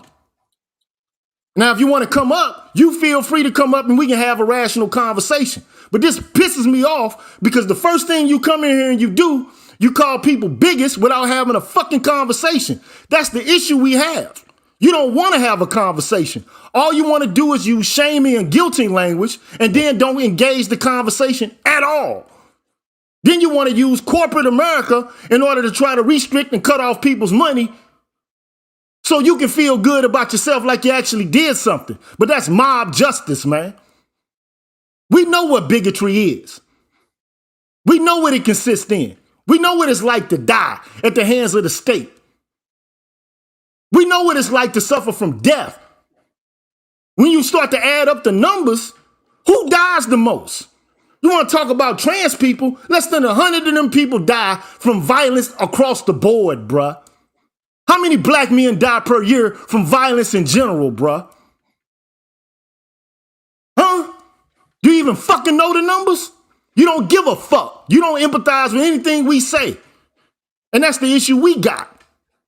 And quite frankly, man, I'm tired of this fucking virtue signaling and grandstanding. I'm sick of this shit. I'm sick of it, man. It's easy for you to sit here in your whiteness and call people bigots. This is the twisted shit that's occurred in this country. But now the people who were subjected to shit worse than the motherfucking Jews in Nazi Germany now get called fucking bigots. And then you people expect us to sit here and believe what the fuck you saying? To have some respect for it? They empathize with dogs, bro. More than you gotta be fucking kidding me, dog.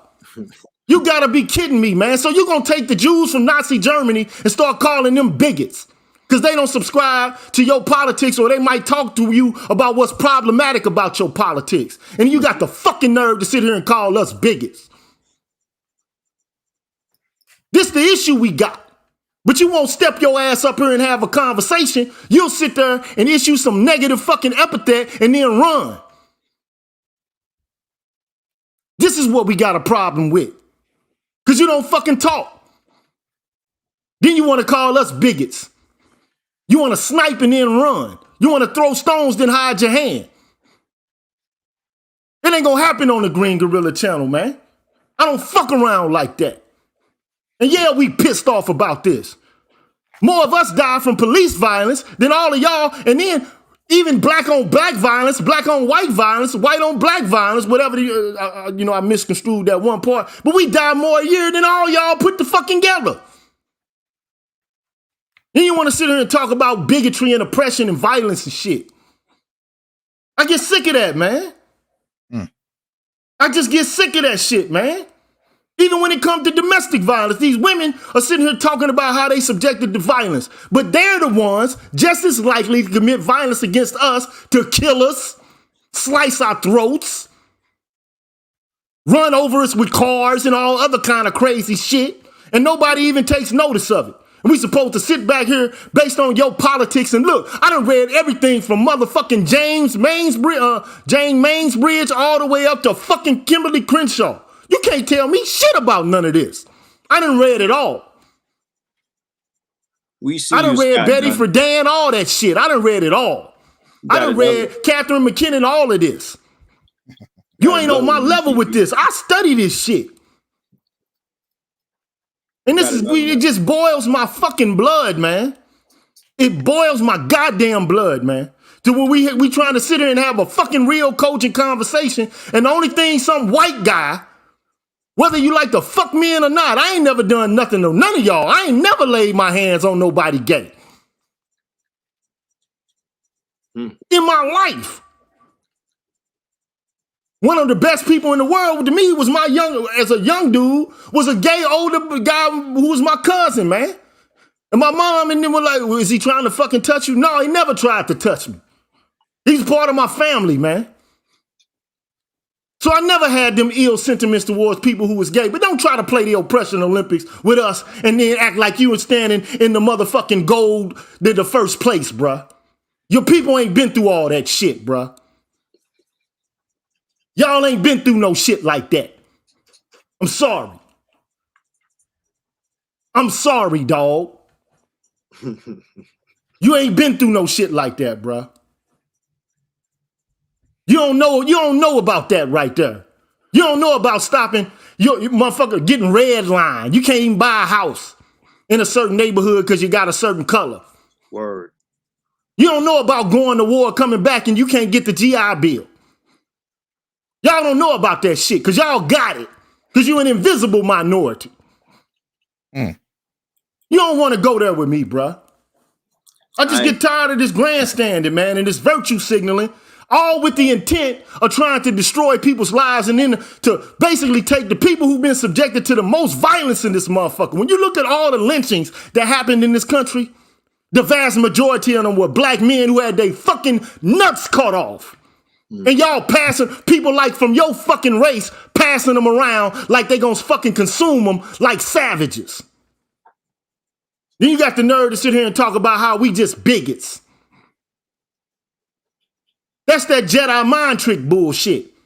That's just the shit that the white comedian Bill Burr talked about. All of a sudden, you got white women who swung their Gucci booty feet over the fence of oppression. Now it's time for them to fucking talk about how they fucking participated, in being oppressed. While they was buying and selling slaves.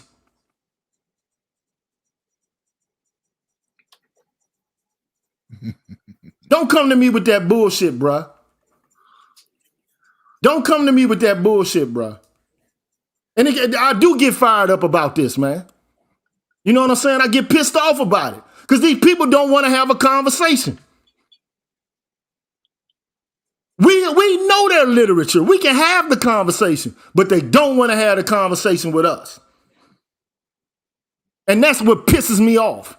And then they try to sideline us and marginalize us and then continuously put us on a position where they can berate us again and again and again. And the most insidious part of it all is you got black members of the LGBTQ community cashing in a few token niggas,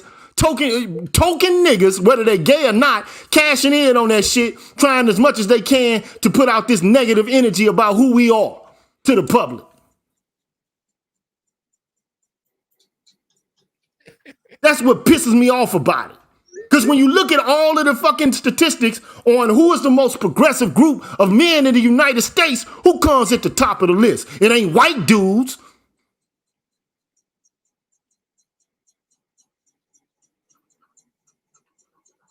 Is it? It wasn't white women because they were spitting on niggas trying to desegregate schools, black boys and girls, were they not? Pretty sure some of them was fucking gay. Oh, yeah. Whether openly or covertly. But we got to sit here and play this game. I ain't playing that game, man. Black men are fed up with this bullshit, this double talk. The material conditions of our lives are much different than the average gay motherfucker. Sorry, the average white gay motherfucker. Let's keep the truth here, man. We ain't motherfucking Versace in this bitch. And you got a few Negroes making some bread, but come on, man. Don't try to play that oppression Olympics game with me, bruh. I'm not playing that shit, bruh. Okay, so we got to do Nick. Nick has been asking some precarious questions here.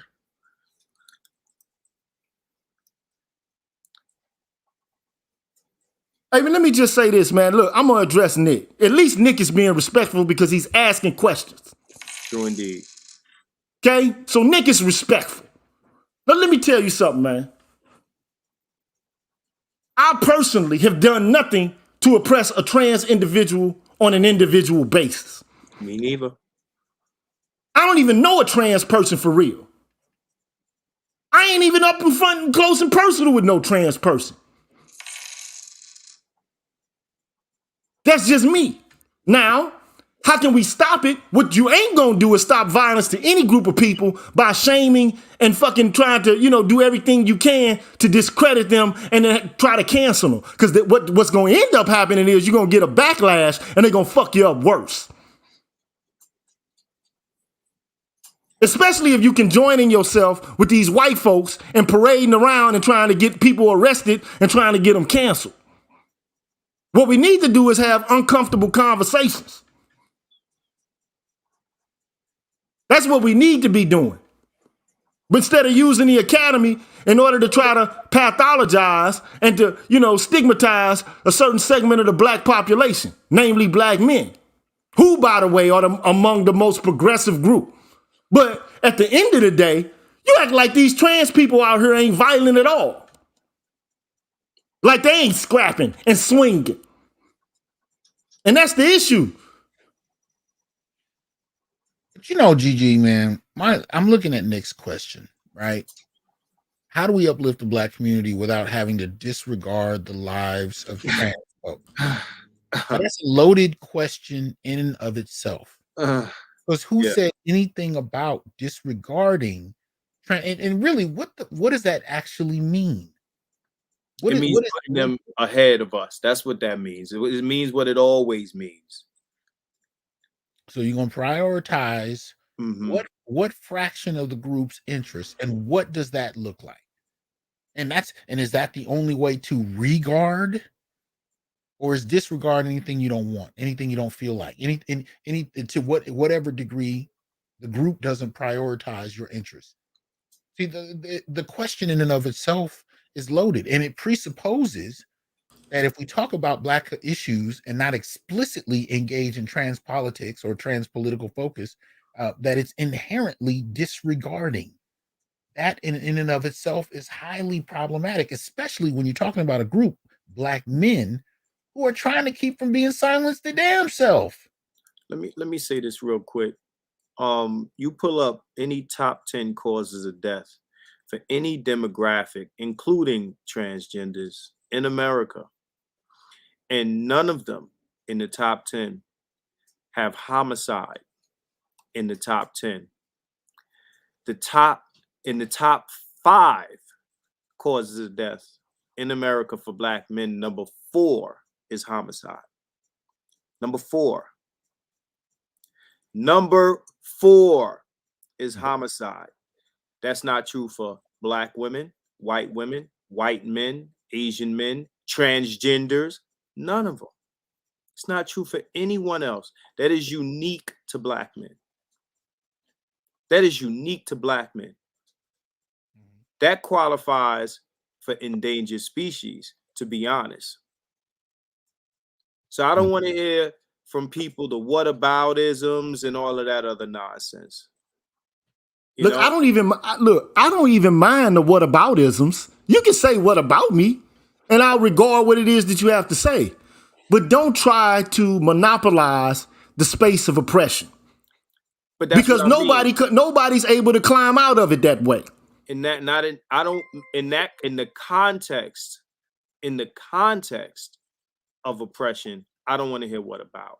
You can say what about in the general discussion, but in the context, it's like that cartoon you see where it's like, what about my house is on fire and they're spraying water on a house that isn't burning down. In the context of oppression, in the context of genocide, I don't want to hear what about. Straight up, I don't. As I'm being shot at, I can't think about what the other group is going through. Can't do it, Nick. So look, respecting Nick, you know what I'm saying, whoever he or she may be or they may be, you know what I'm saying, like respecting them, like because they at least, even if the question was loaded, as Dr. Johnson said, at least it was a question. It wasn't just, you guys are bigots and you guys need to be canceled. We're going to flag your video and try to stop you from being able to speak at all. True indeed. Which is that bullshit. As if we need to be restricted from talking because our talking points don't align with your own and what we have to say makes you feel uncomfortable. Then the reductionism is, well, it's violent in and of itself. No, it's not. Look, I'm a victim of redlining. Not because I heard my man went through it or my grandmama or my mama went through it. I'm a victim of redlining. I couldn't get a place to run my business for the very reasons we're discussing in New York City. Okay, when I had my studio in Midtown and I was trying to switch locations, and the office that I was given to move into these places until they saw what I looked like. Right. So I don't want anyone, and this isn't an attack on anybody in the chat. Personally, it's an attack on your point of view, or at least a response. Now, I'm not even going to say attack, right? You understand? We were ready to send a white couple into those places to set them up. You understand? I'm a victim of redlining.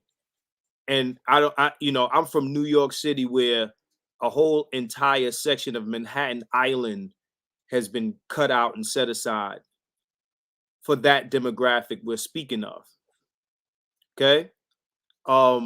It's where I am or where I'm from, it's pretty impossible not to run into a transgender, or LGBT where in New York City. It's pretty impossible. And these people enjoy a life that most of us will, probably won't ever see. Because they're allowed in circles because they protect secrets. Let's keep it real. Whether it's New York or LA, these people protect a lot of people's secrets. But at the end of the day, I'm a victim of the things that have been mentioned here. So I can't fight your cause while you're fighting me. Can't do it. I can't do it. I can't save you from your perceived drowning while I'm really drowning. So let me do something, man. Well, this is what I wanted to do 30 minutes ago. Seemed like, but I want to get to the point where I close this down because I know people got lives and they got things to do apart from the Green Gorilla Show. All right. So this is the last thing I want to look at before I let y'all go. And if you can like the video, like it, subscribe to the channel, hit the bell notification button, make a donation, man, if you can. Appreciate y'all. Anyway, man. What I want to do is show this article here, man. And so we're going to address Nick's question in a different kind of way. Okay? So let me open it up.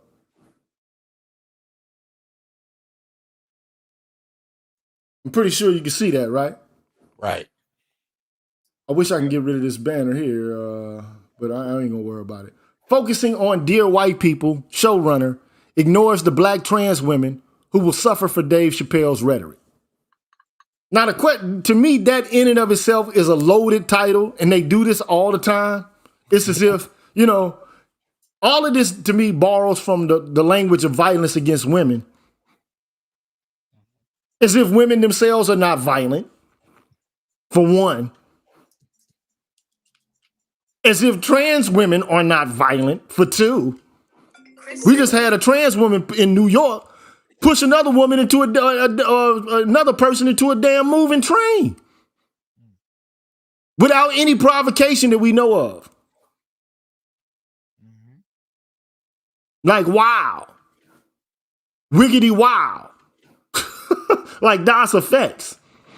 But it's also rooted in this idea that's become popular, especially in the last 15 years, that in the social hierarchy of Black America, Black men who constitute this imagined patriarchy are the most oppressive group in the Black community. And thus, when you have titles like this, they rely on people's assumptions that narrative holds true. And they're saying, look, there's another example where Dave, who's representative of this Black male, this black patriarchal tradition is continuing to oppress in the black community. Now, who's he oppressing? Black trans women. It's predicated on this idea of the oppressive patriarchy, which black feminists appropriated from white feminists, because that's the dynamics in that community. And they appropriated it in a manner where everybody just said, well, yeah, it must be true. It's true everywhere else. It's true in the white community. I'm sure it's true in the black community. Nobody even asked if we had a damn patriarchy. Nobody even asked the question. Scholars since E. Franklin Frazier have been basically saying, look, we, for all intents and purposes, even, I forget his name right now, the brother that just died recently, the scholar who did black male studies, I did a show on him. For some reason, I'm drawing a mental blank. But he talked about angry black feminists. You talking about Sedanius? No, not Jim Sedanius. Not Charles Mills. Robert Staples? Robert Staples. There you go. Thank you so much for, helping an old man out, you young whippersnapper. But, because you are a little younger than I am, but just a little bit younger. But the whole point is, everybody acknowledges that black women have never been under the thumb of a black male patriarchy. Now, you can talk about attitudes and, the kind of sexist thoughts that black men have, but how are we able to carry them out? In what manner? Black men don't have control over black women's bank accounts, the credit cards. They don't have to sign up for mortgages and get approved by us before they go get one. Just doesn't exist. In the educational institution, in the familial institution, they reign supreme and have been since slavery. In relation to work and going out and working, black women were required to work, even when they didn't want to. These are facts. Even if they didn't want to work. I got an article, Negro women to be put to work so they can take care of white people and wash their clothes and cook their food and have their children suckle at the black breast because they didn't want to do it. So all of this, man, to me, when you sit here and listen to what white women have had to say about how oppressed they were when they were slave owners and colonial settlers, lynchers, segregationists, and even during the suffragette movement, Elizabeth Cady Stanton and Susan B. Anthony were relying on racial politics in order to push their agenda. And even Dave Chappelle was, astute enough to understand that. Yeah, I was going to mention that actually. He said to white women, he said, "Y'all just mad that y'all didn't get y'all piece of the pie." The what they call it, the blood money. Yeah, you mad that y'all sat around the table and y'all cut the pie, and your man took the big piece and gave you the little piece, but you was in on it the whole time. And sadly to say, black women own slaves too. Let's not leave that out. But see, here's the thing, and I want to respond to what Nick said also though. Because I like the interaction that's going on here because at least it's respectful. But anyway, look, a black man can hate the shit out of a white person, can hate white women and a whole bunch of other people. We can hate everybody in the goddamn world. But do we have the power to do anything about our hatred? Can we redline white folks? Can we keep them out of institutions? Can we stop them from getting money? That's the question. Collectively, do we have that power? Do we have the ability to incarcerate and affect their education? We don't have the ability to do that. And that's the issue. We like anybody who studies, philosophy of race will understand. Black people don't have the same power that even the white LGBTQ community has in order to levy some sort of punishment on people, whether it's extrajudicial or legal. We don't have the resources. what institutions can we call on to operate on our behalf as an expression of our will? That was the next thing. Yes, that was the next, bro. That was the next question out of our mouths, because even these people we're talking about, they don't have the power, but they have, like Doc just said, the institutions to call on and to put pressure on to act on their behalf. There's no such thing as that for us. No such And thing. then see, this is the dirty game that goes on. And this has been going on ever since slavery was abolished or eradicated. Okay? Because the typical viewpoint of a black male prior to the eradication of slavery was the Uncle Ben character. Of course, you know, you had scares amongst white folks, and rightfully so, that the Negroes would rebel and pull a Haiti on them. Okay, now they worked concertedly to prevent that from happening. Like if you begin to read the Negro Family in America or in the U.S., whatever his name, by E. Franklin Frazier, he talks about how when they got a group of people, man, from these ships, the first thing they did was they separated people that they know were members of cultures that were similar. They did their best to keep us separated and confused so that we wouldn't have anything to latch on to resist against the kind of slavery that they were imposing upon us. These are just facts. But at the end of the day, you're talking about a group of people, man, and black men who once were perceived as docile, childlike men become rapist brutalizers during the Jim Crow era and during the era of the black codes. But we all know who the true rapists were. If you want to talk about rapes and buck breaking and sexual molestation and sexual coercion, forced breeding with women and men, boys and girls. You want to talk about sex trafficking and R. Kelly type shit, who were the originators of that? But none of it, we're talking about cultural memory of the kind like a Holocaust that swept under the rug. Oh, you just need to forget it. Oh, it happened so long ago. I have nothing to do with that. This is still fixed in our memory. Whether it's epigenetic or not, I don't know. But the whole point is, as far as I'm concerned, all of a sudden we became the most violent, the most savage brutes in America. All of a sudden. Then they put us, you know, we moved from the South to the North. We got put in these damn ghettos, which were manufactured through redlining, white flight, non-access to loans, non-access to the FHA loans, you know, that the white folks were given in order to create the suburbs. Man, I talk about all of this in earlier videos. And then now all of a sudden, you know, you put us in these restrictive environments, resource-deprived environments, and then you say you got to John Henry your way out of this shit while they was giving setouts and handouts and goodies and gimmies and grab-ems.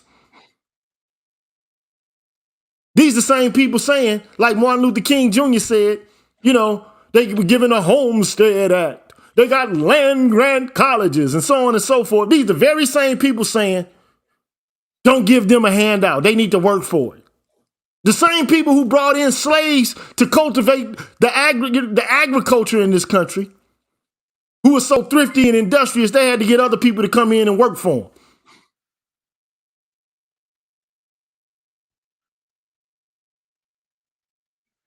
them. So excuse me if we got a bone to pick.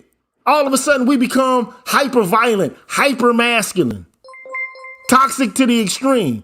Then you get black women co-signing this shit, riding the coattails of white feminism, basically endearing themselves to colonial settler white ladies who turned the other eye when their sons was fucking raping them. And then say we the rapists.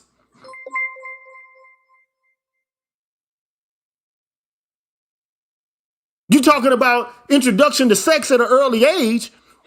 Young black boys have the highest rate of early sexual debut than any other demographic here in the US. And most often they broke in by older girls, older black girls. But we can't even talk about it. We can't even begin to broach the subject because as soon as we do, we get accused as misogynists. This is a problem I have with what's going on with these politics, man. This is my issue with it. And it all started with this Combahee River Collective shit.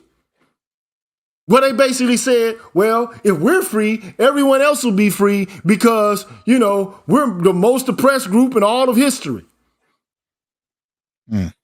They never envisioned the fact that they could be oppressive. They never envisioned the fact that they could be violent or admitted it. They probably envisioned it, but don't admit it. This is the issue we have. Well, the issue I have. I can't speak for nobody else. It's the issue I got. And I'm like, hold on, wait a minute. You can mischaracterize us, stigmatize us, put us out there as innately pathological, and then pad yourselves with these white folks and act like y'all above reproach and ain't got your hands mixed in the dirt jar.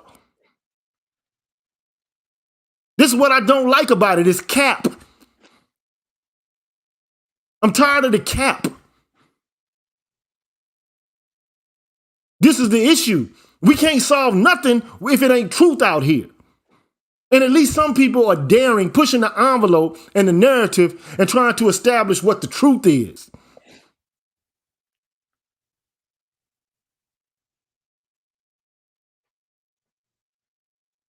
This is the issue I got, man.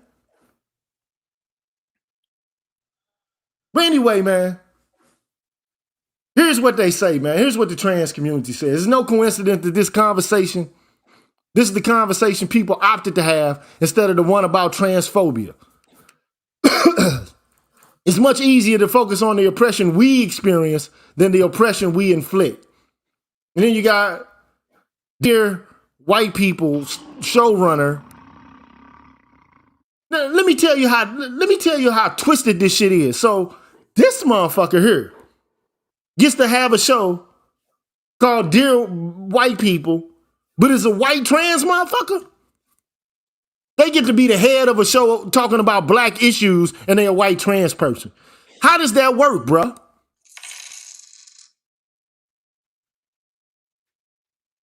I'm asking the question, how does it work, man?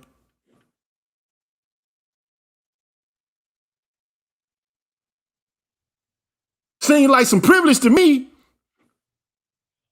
I'm just keeping it 100. Now, I ain't trying to be ignorant or even trying to be insulting. But imagine a black man coming in talking about they gonna handle what white people going through. Or what the Jews going through. Or what the Asians going through. What the fuck is that gonna look like? Doc, man, speak on it, bro. What you talking about? Having a German trans person write a movie or a series about the Jewish experience in World War II? That's what you mean? Exactly, bro. Right. You know, anyway, you hate to hear it reduced to categories, but the shit has validity, man. What in your experience puts you in a position where you should be over these stories? And we're seeing it in every capacity. People on my channel know how much I follow the portrayal of men, particularly, in regard to feminism. And I'm seeing it everywhere. But it's just reached an epic level and it's got to be called out, but most of us don't know how. So we turn to the Green Gorilla channel and wait for the brother to drop a good word like he's doing today. So please continue, brother. So anyway, the black trans community is saying, well, you focus on her, then you're missing the point because we'll see why. I learned two things yesterday as Dear White People spent a majority of the day trending on Twitter. One, the popular Netflix series is co-run by a white woman. And two, folks will engage in Olympic level gymnastics to avoid addressing transphobia. Comedian Dave Chappelle recently released a new stand-up special on Netflix called The Closer. In it, he complains that the struggle for LGBTQ rights seems to have surpassed civil rights for blacks in America. And it has. Just look at, like, what do we have that's similar to GLAAD? What, the NAACP? What, the Urban League?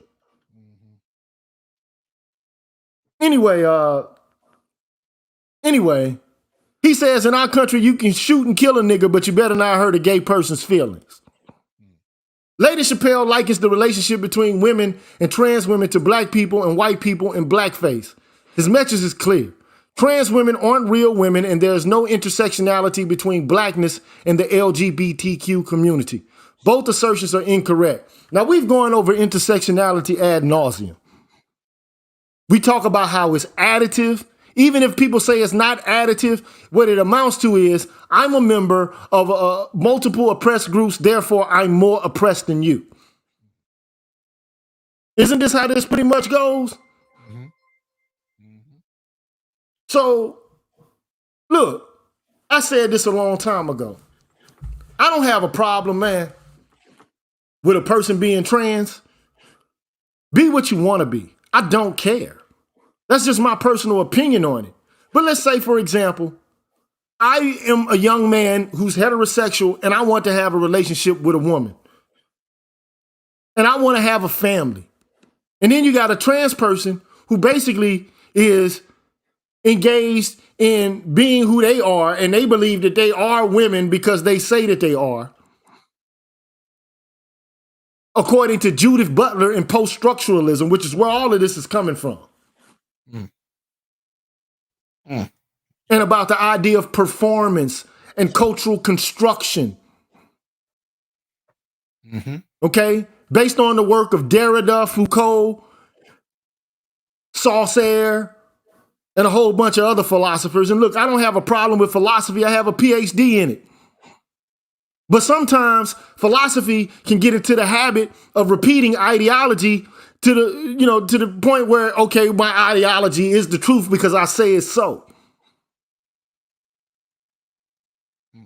Now, I don't have any problem with a person wanting to do whatever they want to do with their body, the way they dress, how they comport, how they perform. But I'll be damned, man, if put it this way. Gay people don't want to be straight, right? They don't want to have sex with straight people. Like a gay man doesn't, like if he's truly gay, he doesn't want to have a female partner, right? How are you going to force me to have a relationship with a person who I don't want to have it with? If the person was formerly a man and decided to transform into a woman and I don't want to be in that relationship, how dare you tell me that I have to accept that you are an actual woman in order to have sex with you, and then you call me phobic on that account? Why is it good enough for the gay person who doesn't want to be with a straight person to say, okay, that's my sexual preference, but a black man or any other man for that matter that can't have a preference as to what they want sexually? Explain how that works.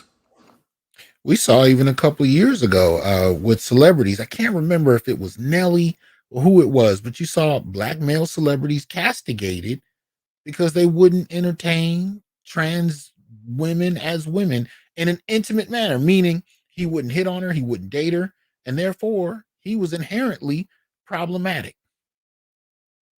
You remember that? Yeah, I remember it. And look, not to mention, you had one time, you had a trans person who basically was fucking, you remember the rapper Chingy? I like the way you do it right there. You remember that? Right. The St. Louis homie, okay?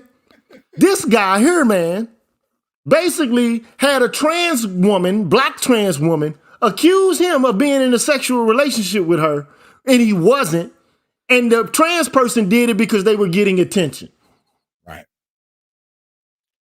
And they had 15 seconds of fame over it. It enabled her to bolster her career. And the comment, but it had go ahead. They're saying it's genuine in the comments. I just want to put that out there. So it's not Nelly, it was genuine. Thank you. Go ahead. But imagine somebody basically superimposing their sexual politics on you, or like just capping on you in order to, exploit and manipulate you for either fame or resources. And then to sit back and say, well, I'm oppressed. This is why I say, man, like anybody could be immoral. Whether you're male or female, straight or gay, trans or cis het. Anybody could be an asshole. Anybody could be that. And to even say it nowadays, to even broach that subject, will condemn you as being somebody who, hates people and is advocating violence for those people. Or trying to proliferate a situation in which more violence will occur for them. That's just it's not the case. And look, intersectionality to me is wrong on so many different levels, theoretically. It just doesn't work. It like anybody who does academic work should understand. Okay, when you do academic work, you have to do it in such a way that the work can be falsified and it can be put to test. Mm-hmm. If you say we're the most oppressed group, we're rendered invisible, other groups are dominating and oppressing us, and they never sit back and they look in the mirror like Michael Jackson said, or the woman in the mirror, you never sit back and you see the dirt that you're doing in the ways that you could be oppressive. Mm-hmm. To me, it's just ridiculous. Like, how long will it last to where it's like being in a therapy session where the woman is in the therapy session and the couples therapy talking about all the bad shit you do. And then as soon as it comes time to talk about the bad shit she's doing, well, the time's up. I didn't spend my money for this. I don't want to hear that part. Even the second wave feminist Betty Friedan said, look, we've gone into male bashing. At some point, we got to begin to patch the cohesiveness of our culture back together. No, they opened the floodgates and weren't prepared for what came after. And that also applies to the black feminists of the 80s, the bell hookses and whatnot. When they opened the floodgates, the next generation and the next generation became more tied to these rhetorical ideas, and they became more extreme, and misandry in the culture became far more acceptable. What you ended up having is a war against men that men were supposed to like, and if you said anything about it, you were ousted, or you'd have anything from family courts to police used against you simply because they could. And this is where we are. And so now you have people talking about repairing these relationships, especially post-pandemic, but nobody wants to talk about how it got to this point in the first place. And this is where we are. But it got to where it is. First of all, I'm with Jason Whitlock on this, man. White women basically were able to hijack the civil rights movement, not by actually doing anything.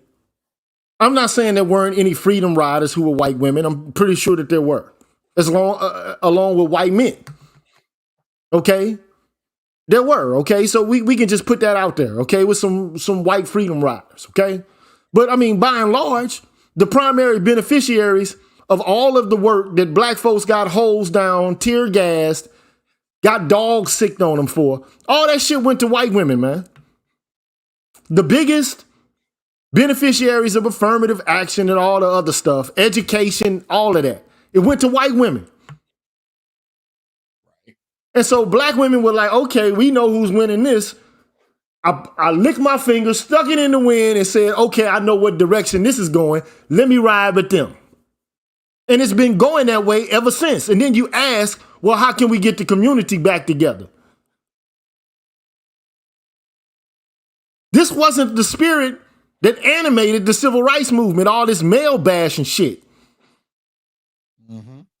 And even like Camille Paglia, I show her, or Christina Hoff Sommers, and a host of just like a string of equity feminists who are like, look, y'all taking this shit too far. It's going too damn far. And you think that people are going to be silent about this shit forever. At some point, you're going to get God smacked. You think when you restrict people's opinions, their ideas, and you tell them what they can and what they can't say, and then you try to use cancel culture in order to impose your will on people, and it doesn't affect the stars. That's just illustration. That's just, theatrics. What it really does is it hurts the layperson. It hurts the average, ordinary, everyday, run-of-the-mill person. Is who this shit affects and it impacts. And this is what we take umbrage with. Ain't nobody worried about Dave Chappelle for real. Dave Chappelle ain't worried about Dave Chappelle. Dave Chappelle know where his next meal is coming from. Dave Chappelle ain't worried about a pension or none of that shit. And even when he was worried about it, he said, fuck it, I got my integrity to stand on. But nowadays, you tell me, how can you use capitalist, imperialist forces and the carceral state in order to drive point your politics and then act like you're a fucking radical revolutionary? That's my issue.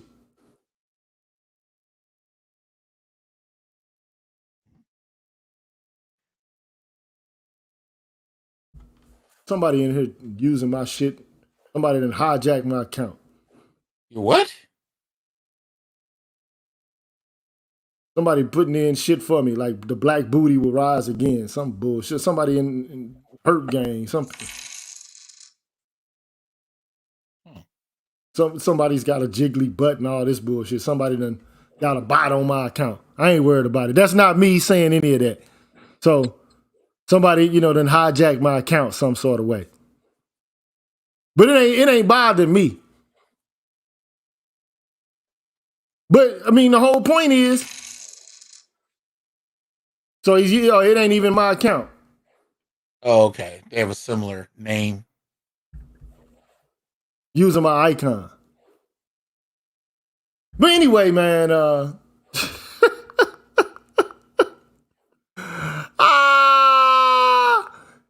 hey, look, I love my haters, man. But you know what? It comes with the territory. But then you wonder why a motherfucker smack your ass. Because you don't see me on trans people's channels coming in being disrespectful. You see what I'm saying? But if I smack a motherfucker, they're going to be like, well, I'm trans, you hate me. No, you might be getting smacked because you're doing disrespectful shit. You never thought about that. They never actually even considered, like, okay, if I do something disrespectful, that might mean that I might incur the wrath of a motherfucker who considered that what was done was disrespectful. And that's the shit that just confuses the shit out of me, man. All this sassy, sapphire, neck rolling, hand clapping energy, you expect for that shit to just sit back and to roll over the shoulders of people, man?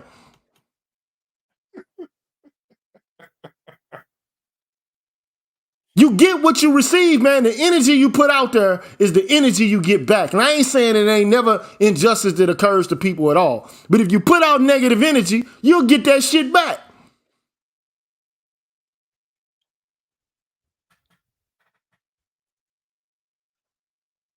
You come with deception, you're going to get deceived. You come with deception, man, that's a violation of a person's innate dignity. Go read the categorical imperative.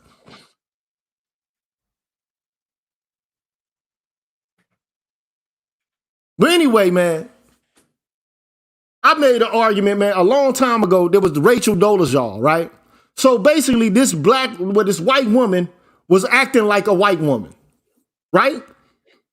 So everybody got down on Rachel Dolezal for doing that. Like, okay, you can't turn all of a sudden into a black woman overnight. You can't just dye your skin or like go get suntans and shit and go buy, conditioner and creams for black hair and then make it curly and knotty and then all of a sudden start presenting as a black woman.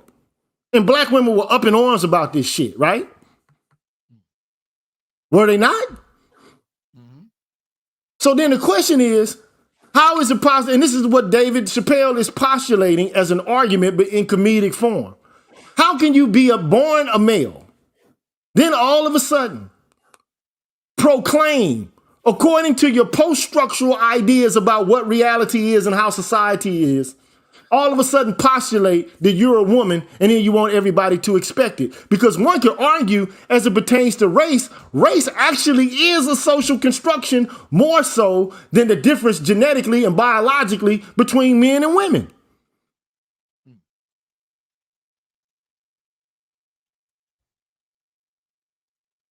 Because the only people who can give birth, whether they're genders across spectrums or sex across spectrums or XXX chromosomes or XXY instead of just XX or XY, the reality of the situation is most of the people fall on either one or two ends of the spectrum, XX or XY.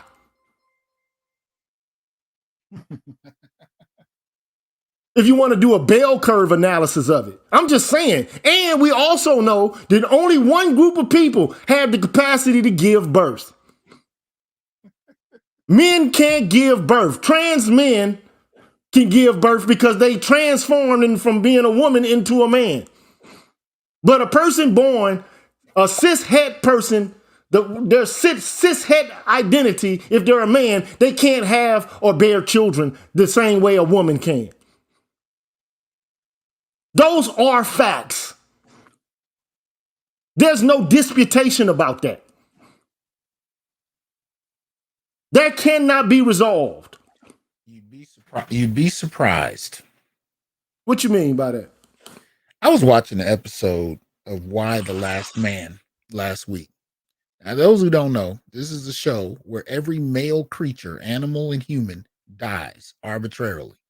And the only thing that exists other than females across the board, there is one male human being, white male. And in the midst of this show, one of the scientists, an Asian female, starts talking about, women that happen to have an extra chromosome, and they start talking about how they can possibly reproduce without men in the traditional fashion. Now, mind you, I'm citing this fictional show, but the reason I'm citing it is I have heard scholars make similar arguments because they take these ideas that are impractical and unrealistic, these fringe concepts, and they try to bring these fringe arguments to the center to denounce and dismiss the need, the very need for men. This is how far they will take these arguments. And you're trying to lay out a rational kind of discussion framework, and you got people that are taking fringe arguments to make the case that you don't need men. Man, look here, bro. Let me just say this, man. Look. There's no ma'at in this culture, man. There's no balance in it. And all of this shit started with white women, and the only thing that they had their eyes on was the blood money and having their good and fair share of it. Bottom line. So everybody is on, all of this shit was started by those women. Privileged white women at that. Educated white women. East Coast white women. I'm just keeping it 100 now. Colonial settler white women. All of a sudden become oppressed, and everybody wants to engage in identity politics and fall in on the boons and the benefits that come for oppression, except for the people who are actually the most oppressed. We ain't even talked about Native American politics in how long? I ain't even heard like people talk about like somebody, like their country was just annexed through an act of genocide. We don't even talk about that. You can't even talk about black males anymore because intersectional politics squeezes them out. So now you got white women who can say that black men have black male privilege and shut you down. What they call, I read him, honey, and all this shit. I gave him a read. I'm just saying, I'm keeping it 100, man. Uh-huh. Yeah. Yeah. Real recognize real, man. If you align yourself with the system, you can't be system busting. That's all I'm saying, bro.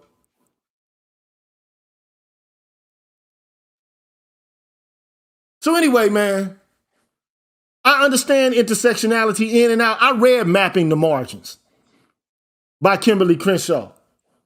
I have a copy of it on my computer. Most people know intersectionality, they never actually read the shit.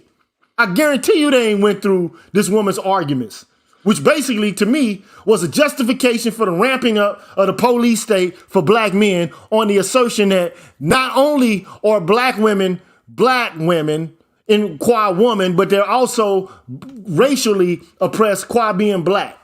So they're oppressed on multiple fronts. So if you put the street together, you got the black going one way, you got, at one intersection or going one way, then you got the woman thing going another direction. So the ways that they are subjected to violence are ignored or overlooked. But nobody said, like, at the end of the day, nobody did any objective and impartial research about DV for real. All they did was relied upon what feminists had to say about it. And the narratives and the stories from activists and shit like that. Then they came up with something called standpoint epistemology. Like, it's my standpoint because I'm in an oppressed position, multivariant kind of oppressed position. I see more. Yeah. And whenever but they see everything but the fucking data. But whenever they develop these concepts, they push black women out of the very narratives they thought they were ahead of, especially in intersectionality. It became more about white women the further on they developed these concepts. Well, Doc, man, I know you got to go, man. I'm just not seeing your message, man, because I got into the heat of the show. And like, I just want to get through this though before you leave, because you've done the number crunching. Okay, on like how many trans women die per year? How many die per year, Doc?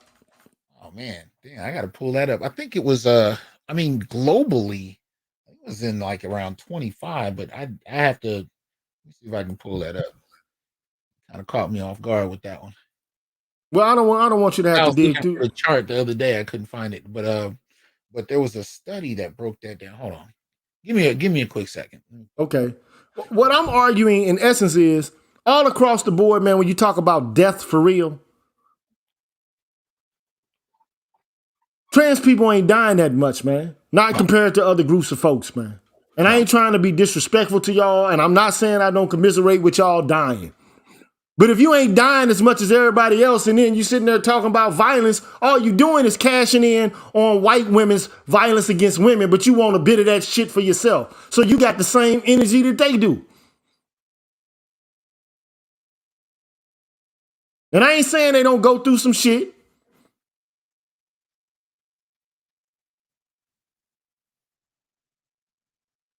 But it's a lot more niggas dying from hate, Gene, than it is trans women. I can guarantee you that shit.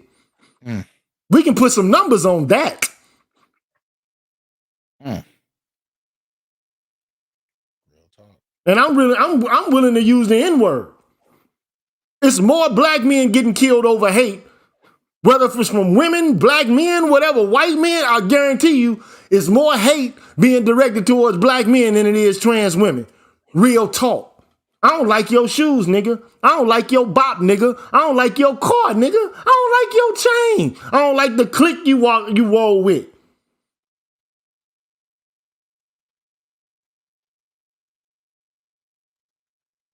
You ain't the only people subjected to hate. That's the issue.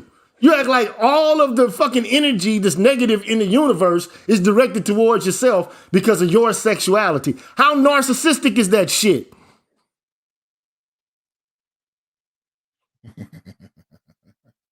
Like you're the only object of hate. All right. Let me see. I'm gonna put this on the screen for you. Let me pull it up. there was so little of this information that I had to actually create the chart myself.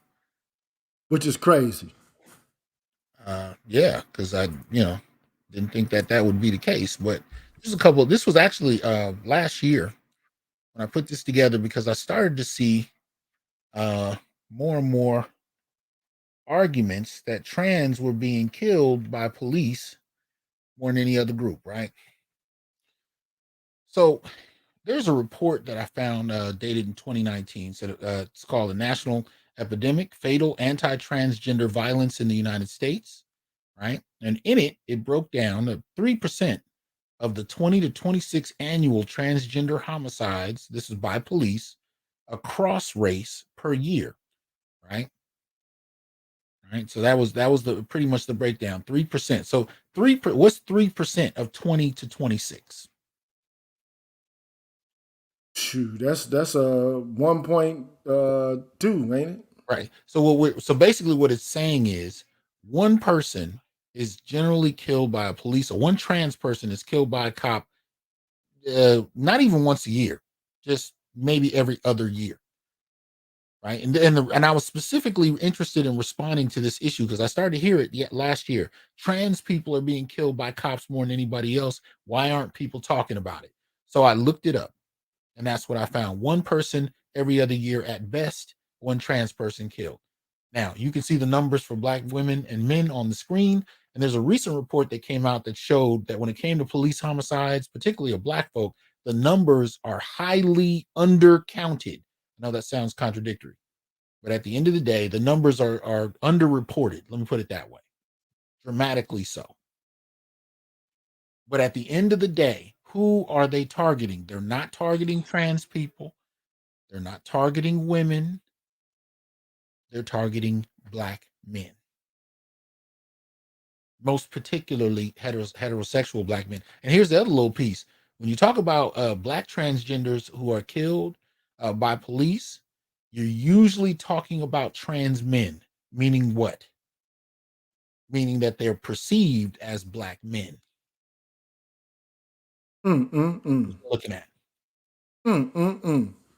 So even in this issue, the people who identify as women are banking on Victorian womanhood in order to garner support for themselves. Yes. And see, this man, look. But even amongst trans, the ones that are dying, the small number of them, and we got to know there's a ridiculously small percentage of them in general.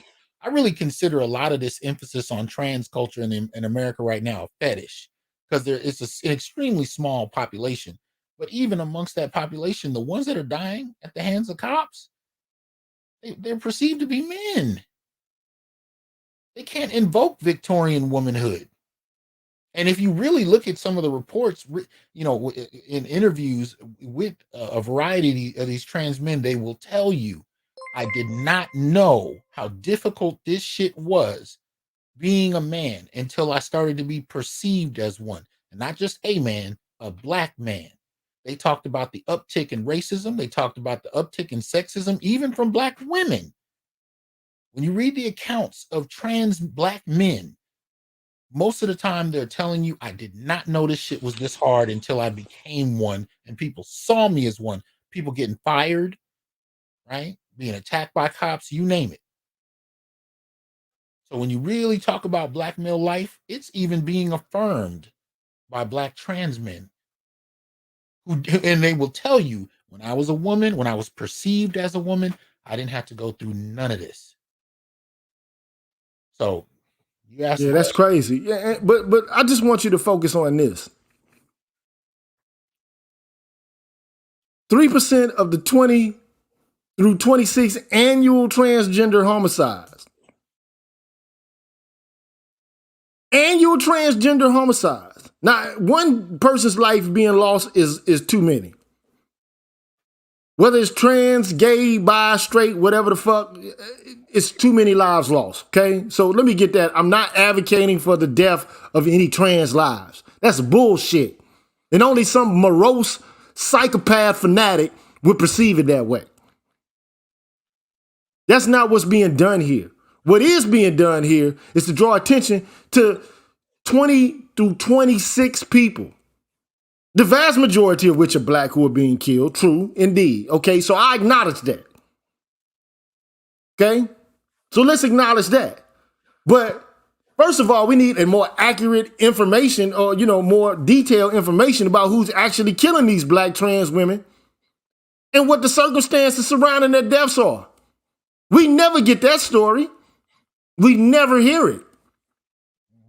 All we hear is that this motherfuckers hating black trans women. Like, say for example, the woman who told the lie on Chingy. Now, if he smacked the shit out of her for making him lose his deal and shit and in his endorsements and fucking with his popularity, he'd be fucked up, right?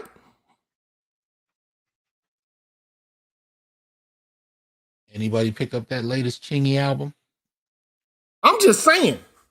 I mean, St. Louis rap has been on the way out anyway, but I'm just saying, because it was too bubbly to me. But at the end of the day, that's fucking up with somebody's bread, man. That is oppression. Based on lies. Okay, I'm gonna fuck his career up. Just by capping on him and shit. That's wrong. That's immoral. Now, if he fucked up, because if a Negro did that to another man, it'd be on and popping though, right? But see, this is why I said what I said earlier. This is happening even as young as middle school. Girls are learning that they can report males arbitrarily. Boys are learning they can be lied on. And even the administration, mostly women, will support it just because the statement was made. Now, this is amongst, we talking what, 12-year-olds? What exactly does that translate into by adulthood? What are we looking at here?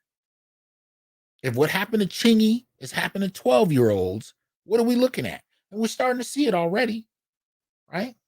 We saw the reports coming out in the last month about men who are not going to college in any great numbers, women who are frustrated that they can't find men that can offer parity in relationships, even though what they really mean is he can't offer educational status, even though he might have a greater income than she does without the student loan debt, but he doesn't have the status of a college degree.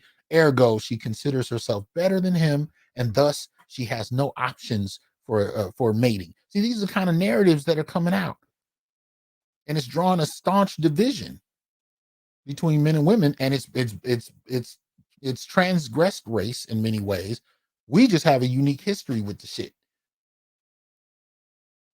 But at the end of the day, and no, Javon, I was being sarcastic. I wasn't saying he put out an album. I was actually highlighting the fact that Chingy virtually disappeared in many respects. But anyway.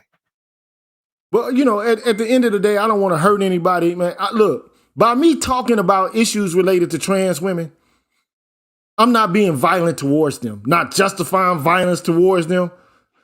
None of that. I'm just talking about the shit. Like, if you want to talk about numbers, man, you know how many black men die per year from violence? Not just police violence, but just violence in general. Right. Mm-hmm. Whether it be internal, external, or whatever the case may be. We ain't even talking about the vigilantes and all this other extra shit. So 26 trans women die per year, damn near, on average. But yet we can make all of these hyperbolic claims about trans women's lives being subjected to violence. I'm just asking the question. Mm-hmm. And even anytime you present it as if the world isn't a violent place, as if women aren't violent again. Yep. As if trans women are not at all in any shape, form, or fashion violent at all. Mm-hmm. Yes, sir. Come on, man. Like, we got to start telling the truth. You can't heal people on cap. You can't heal a pathology. You can't get rid of injustice based on cap and through fanaticism. It won't work.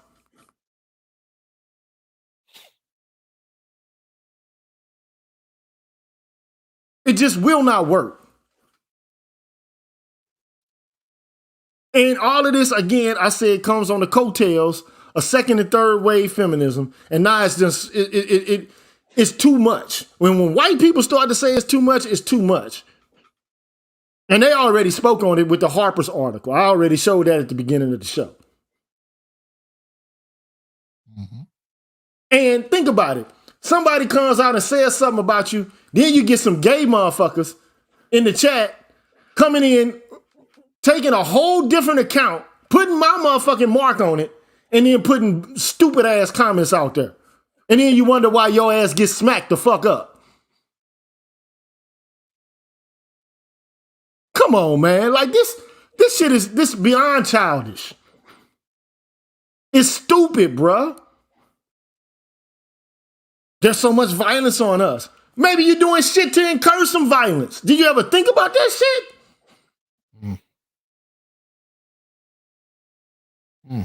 Because I guarantee you somebody, man, fucking with my reputation, you fucking with my channel. You fucking with my identity. Now, if I came on your shit and blew it up like that, the first thing, oh, it's so childish, you know. But you can come to my shit and pull that bullshit off.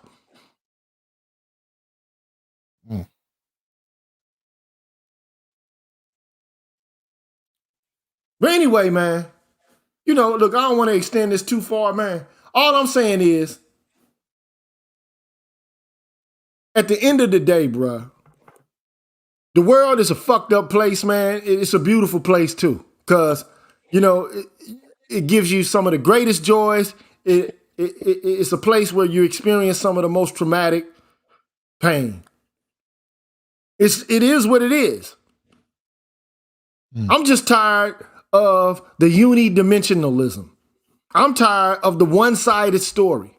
I'm tired of the academy and a whole bunch of cackling ass motherfucking women continuously berating, shaming, guilting, and stigmatizing men. This shit, even Betty Friedan, the woman who, you know, one could argue is like the spearheader of the second wave movement, said this shit, like, it, even then it went too far. She was like, we gotta fucking pull it back together.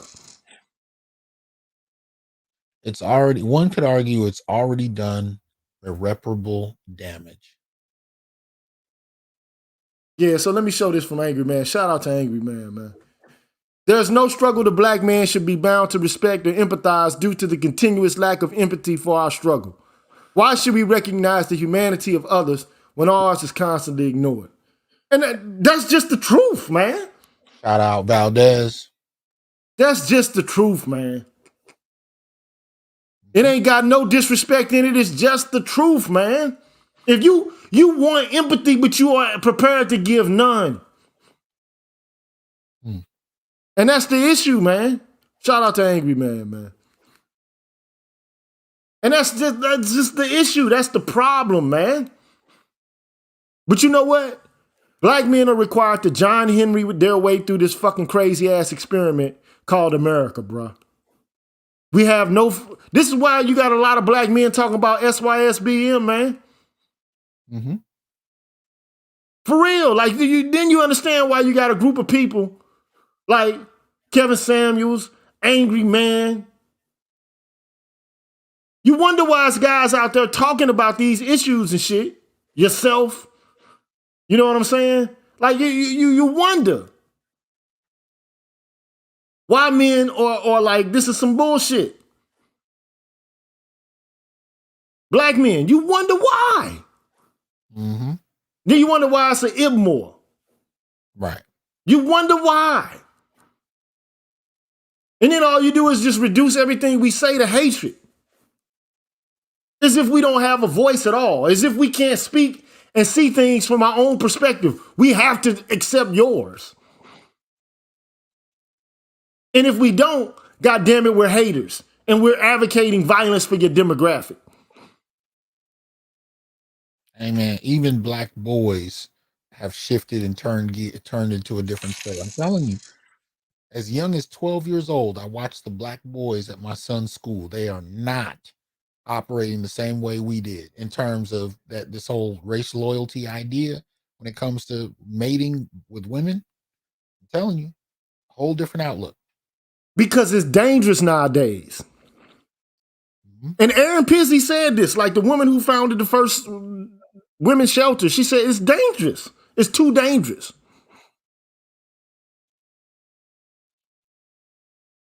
Nobody should be subjected to this kind of scrutiny.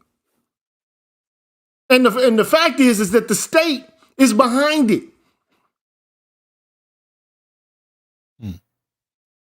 This is carceral feminism and corporate feminism at work. They're not changing the basic structure of society, bro. They're not doing it. All they want is a seat at the white man's table. Ain't shit changing around here, man.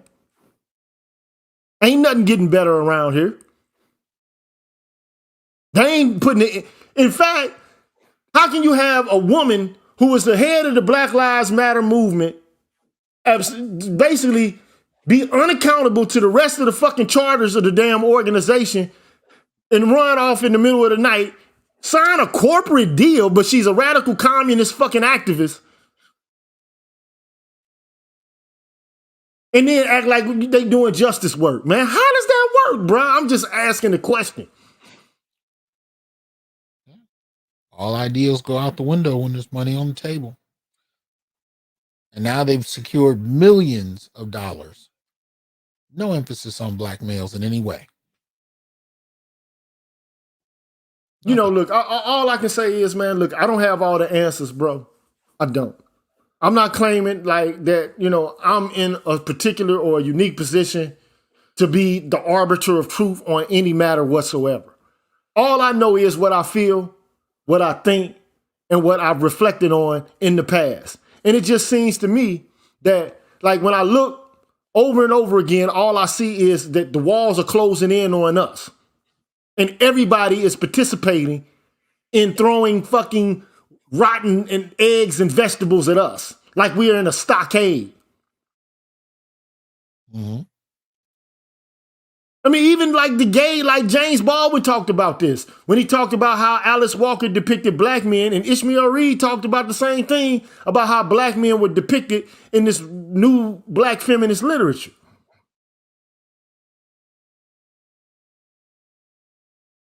We went from Ella Bakers and Fannie Lou Hamers to now we got Kimberly Crenshaws and Brittany Coopers and shit. It's a total different trajectory in politics, man. It's not the same, bro. The energy is not the same. Right now, politics got white women energy behind it. Let's just face it for what it is. All of this shit is white women energy, bro. And these are some of the most vile, despicable colonial settler motherfuckers you ever ran across. Now they just as pure and innocent as the fucking driven snow.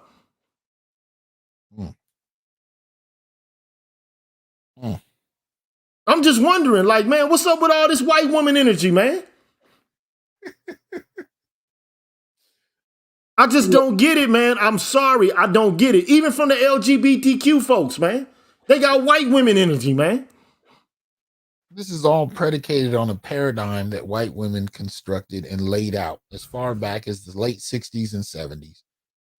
And they knew, and these groups figured out then that that was the way to go. When white women laid that out and demonstrated that you could get policy in your interest, and that policy could translate into resources and opportunities, that's when you talked about, you know, black women putting their finger in the air and trying to see which way the wind was blowing, that's when they figured it out. And that's been the tension ongoing. Hey, man, you know, look, I'm done with this, man. Like, I mean, you know, like, I'm just, we've been talking for down there 3 hours, man. And, you know, I thank you. I know you got a lot to do, bro. You know what I'm saying? And so, I appreciate you definitely for coming through and sharing your thoughts and your sentiments and your ideas and reflections on these issues, bro. And I got animated only because, you know, I get sick and tired of these people, man, coming in, acting like children when they come into my house. You know what I'm saying? Like, come on, man. It's just like, you know, the Germans declaring the Jews to be as worse than the SS. Right. Just like you said earlier, it's ridiculous, bro. And at some point, man, you know, black men are like, are you fucking serious? Are you serious, man? Well, many of them are whispering it, but there are very few that can publicly say it. And those are the brothers that we definitely need to hear more from. But let me say this while we got the people we have in here, because we got over 500 people listening at one point, very in the last few minutes, and we're still kind of close to that. If you haven't subscribed to the Green Gorilla channel, please do so now. Like, share the video as well, but subscribe to the channel, man, so you can get this heat on a regular basis. Yeah, I'm gonna keep giving it to you, man. You know, look, man. I kind of fell off from doing this show, man, because the work gets redundant. You know what I'm saying? And so I don't mind repeating myself, but it's like, damn, man, you know, man, it's difficult sometimes, man. It's difficult to do this kind of work because it brings out, it triggers me sometimes.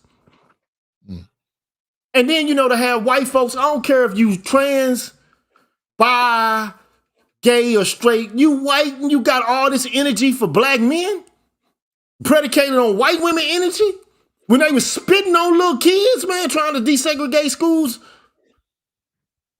And my mother was one of them kids, man. Mm-hmm.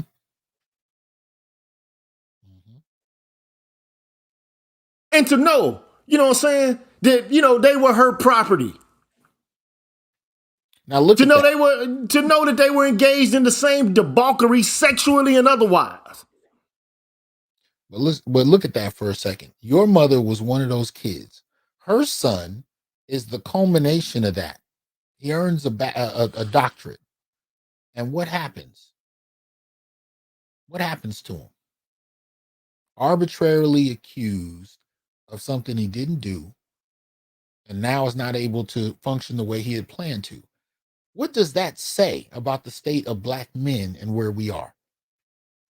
You are the combination of generations of struggle. And you tell me who was the one that falsely ousted you. You tell me. You got black women. Look at the narrative of that.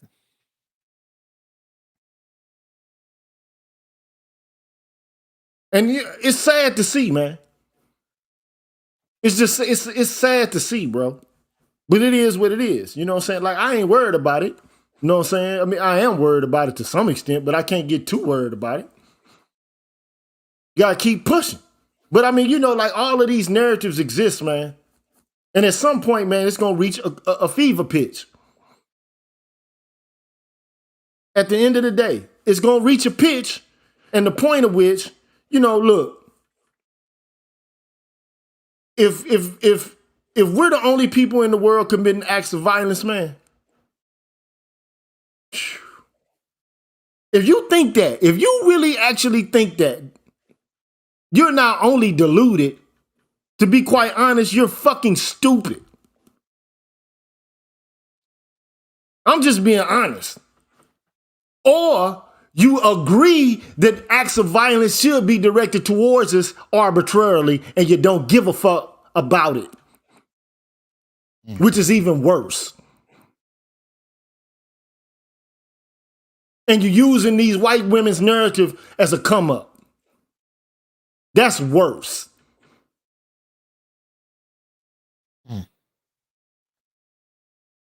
So, you know, at any rate, man, you know, I've been here for down there 3 hours, bro. I appreciate you coming by, man. And, you know, I always enjoy having conversations with you, man. And, you know, peace to everybody out in the chat. Like, share, subscribe to the video, man. You know, this is a place where black men can express themselves freely. So, you know, it's just like Dave Chappelle's stage, man. It is what it is. You don't like it? Holla at you. Yo, and make sure y'all support BGS more, support Dr. Thunder, support the Angry Man, support my brother Rodney, Abuki Cabal in the comments. Y'all support their channels, man. This is where we got to get the word out. We got to get it from independent black male thinkers who are courageous enough to speak on behalf of black men publicly and to put out information that nobody else is going to put out. But it can't happen if y'all don't support the channels. Support the channels, y'all. And then Angry Man also says they running around here preaching nonviolence. We got to be nonviolent to solve our problems. That's effing convenient. And look, the only thing I know is this, man. The only people who are required to be nonviolent are oppressed people in order to rectify their issues and their problems, especially black men. We're the only ones who are required to have a cool head and to be, discursive. And for the most part, we've been willing to have conversations. That's all we do is have conversations. Again and again and again, that's all we do.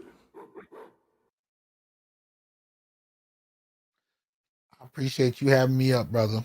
And thank you, man, Angry Man. Appreciate that shout out. Thank you to Thinker for becoming a new member and all the other people out there in the chat, man. I'm sorry I got to that so late. But, man, I get passionate about what I'm talking about sometimes, man, and I overlook what's going on. But, I feel you. And y'all support artists and MC too. Yeah, support artists and support black men being brutally honest. O'Shea Duke Jackson, Mr. Palmer, you know what I'm saying? The brother who sits on his couch, man, and, a Ducks and Dodgers child support. Support Kevin Samuels, man. Support all the black men. Dr. Ronald Neal, That's what I'm right. saying? Support, Right. Kendra G. Support all the, the black folks out here, man, doing work. Trying to, bring these issues to the fore, man. You know what I'm saying? So it is what it is, man. So I'm gonna keep doing what I do, man. I'm gonna keep doing exactly what it is I'm doing, bro. Shout out to Jason Hills, man. Appreciate you.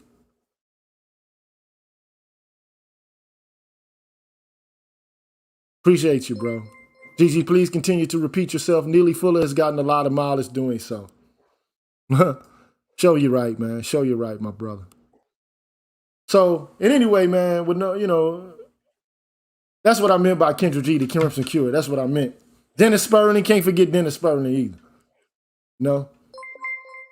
So appreciate all of y'all, man, and I got one chat, man, from brother Padat Ibadiah, The Circumspect Life. I said for the past 5 years on multiple occasions that those women are responsible for all the depravity and decay in the northwestern hemisphere of the planet. They are the daughters of perdition. Hey, that ain't too very far from wrong. And it's, look, I'm just talking about history, man. I'm talking about shit that you can, provide details and facts about through the historical archive. And, all this shit is a way for them to, sidestep any purview, any criticism, and to be, to keep you on your heels while they go about enriching themselves. That's how I see it, man. That's just how I look at it. So, at any rate, man, we about to be up out this thing, man. Thanks for everybody for coming through and, communicating. And I'll be back tomorrow on the next one, man. Until then, man, y'all be peaceful. 1.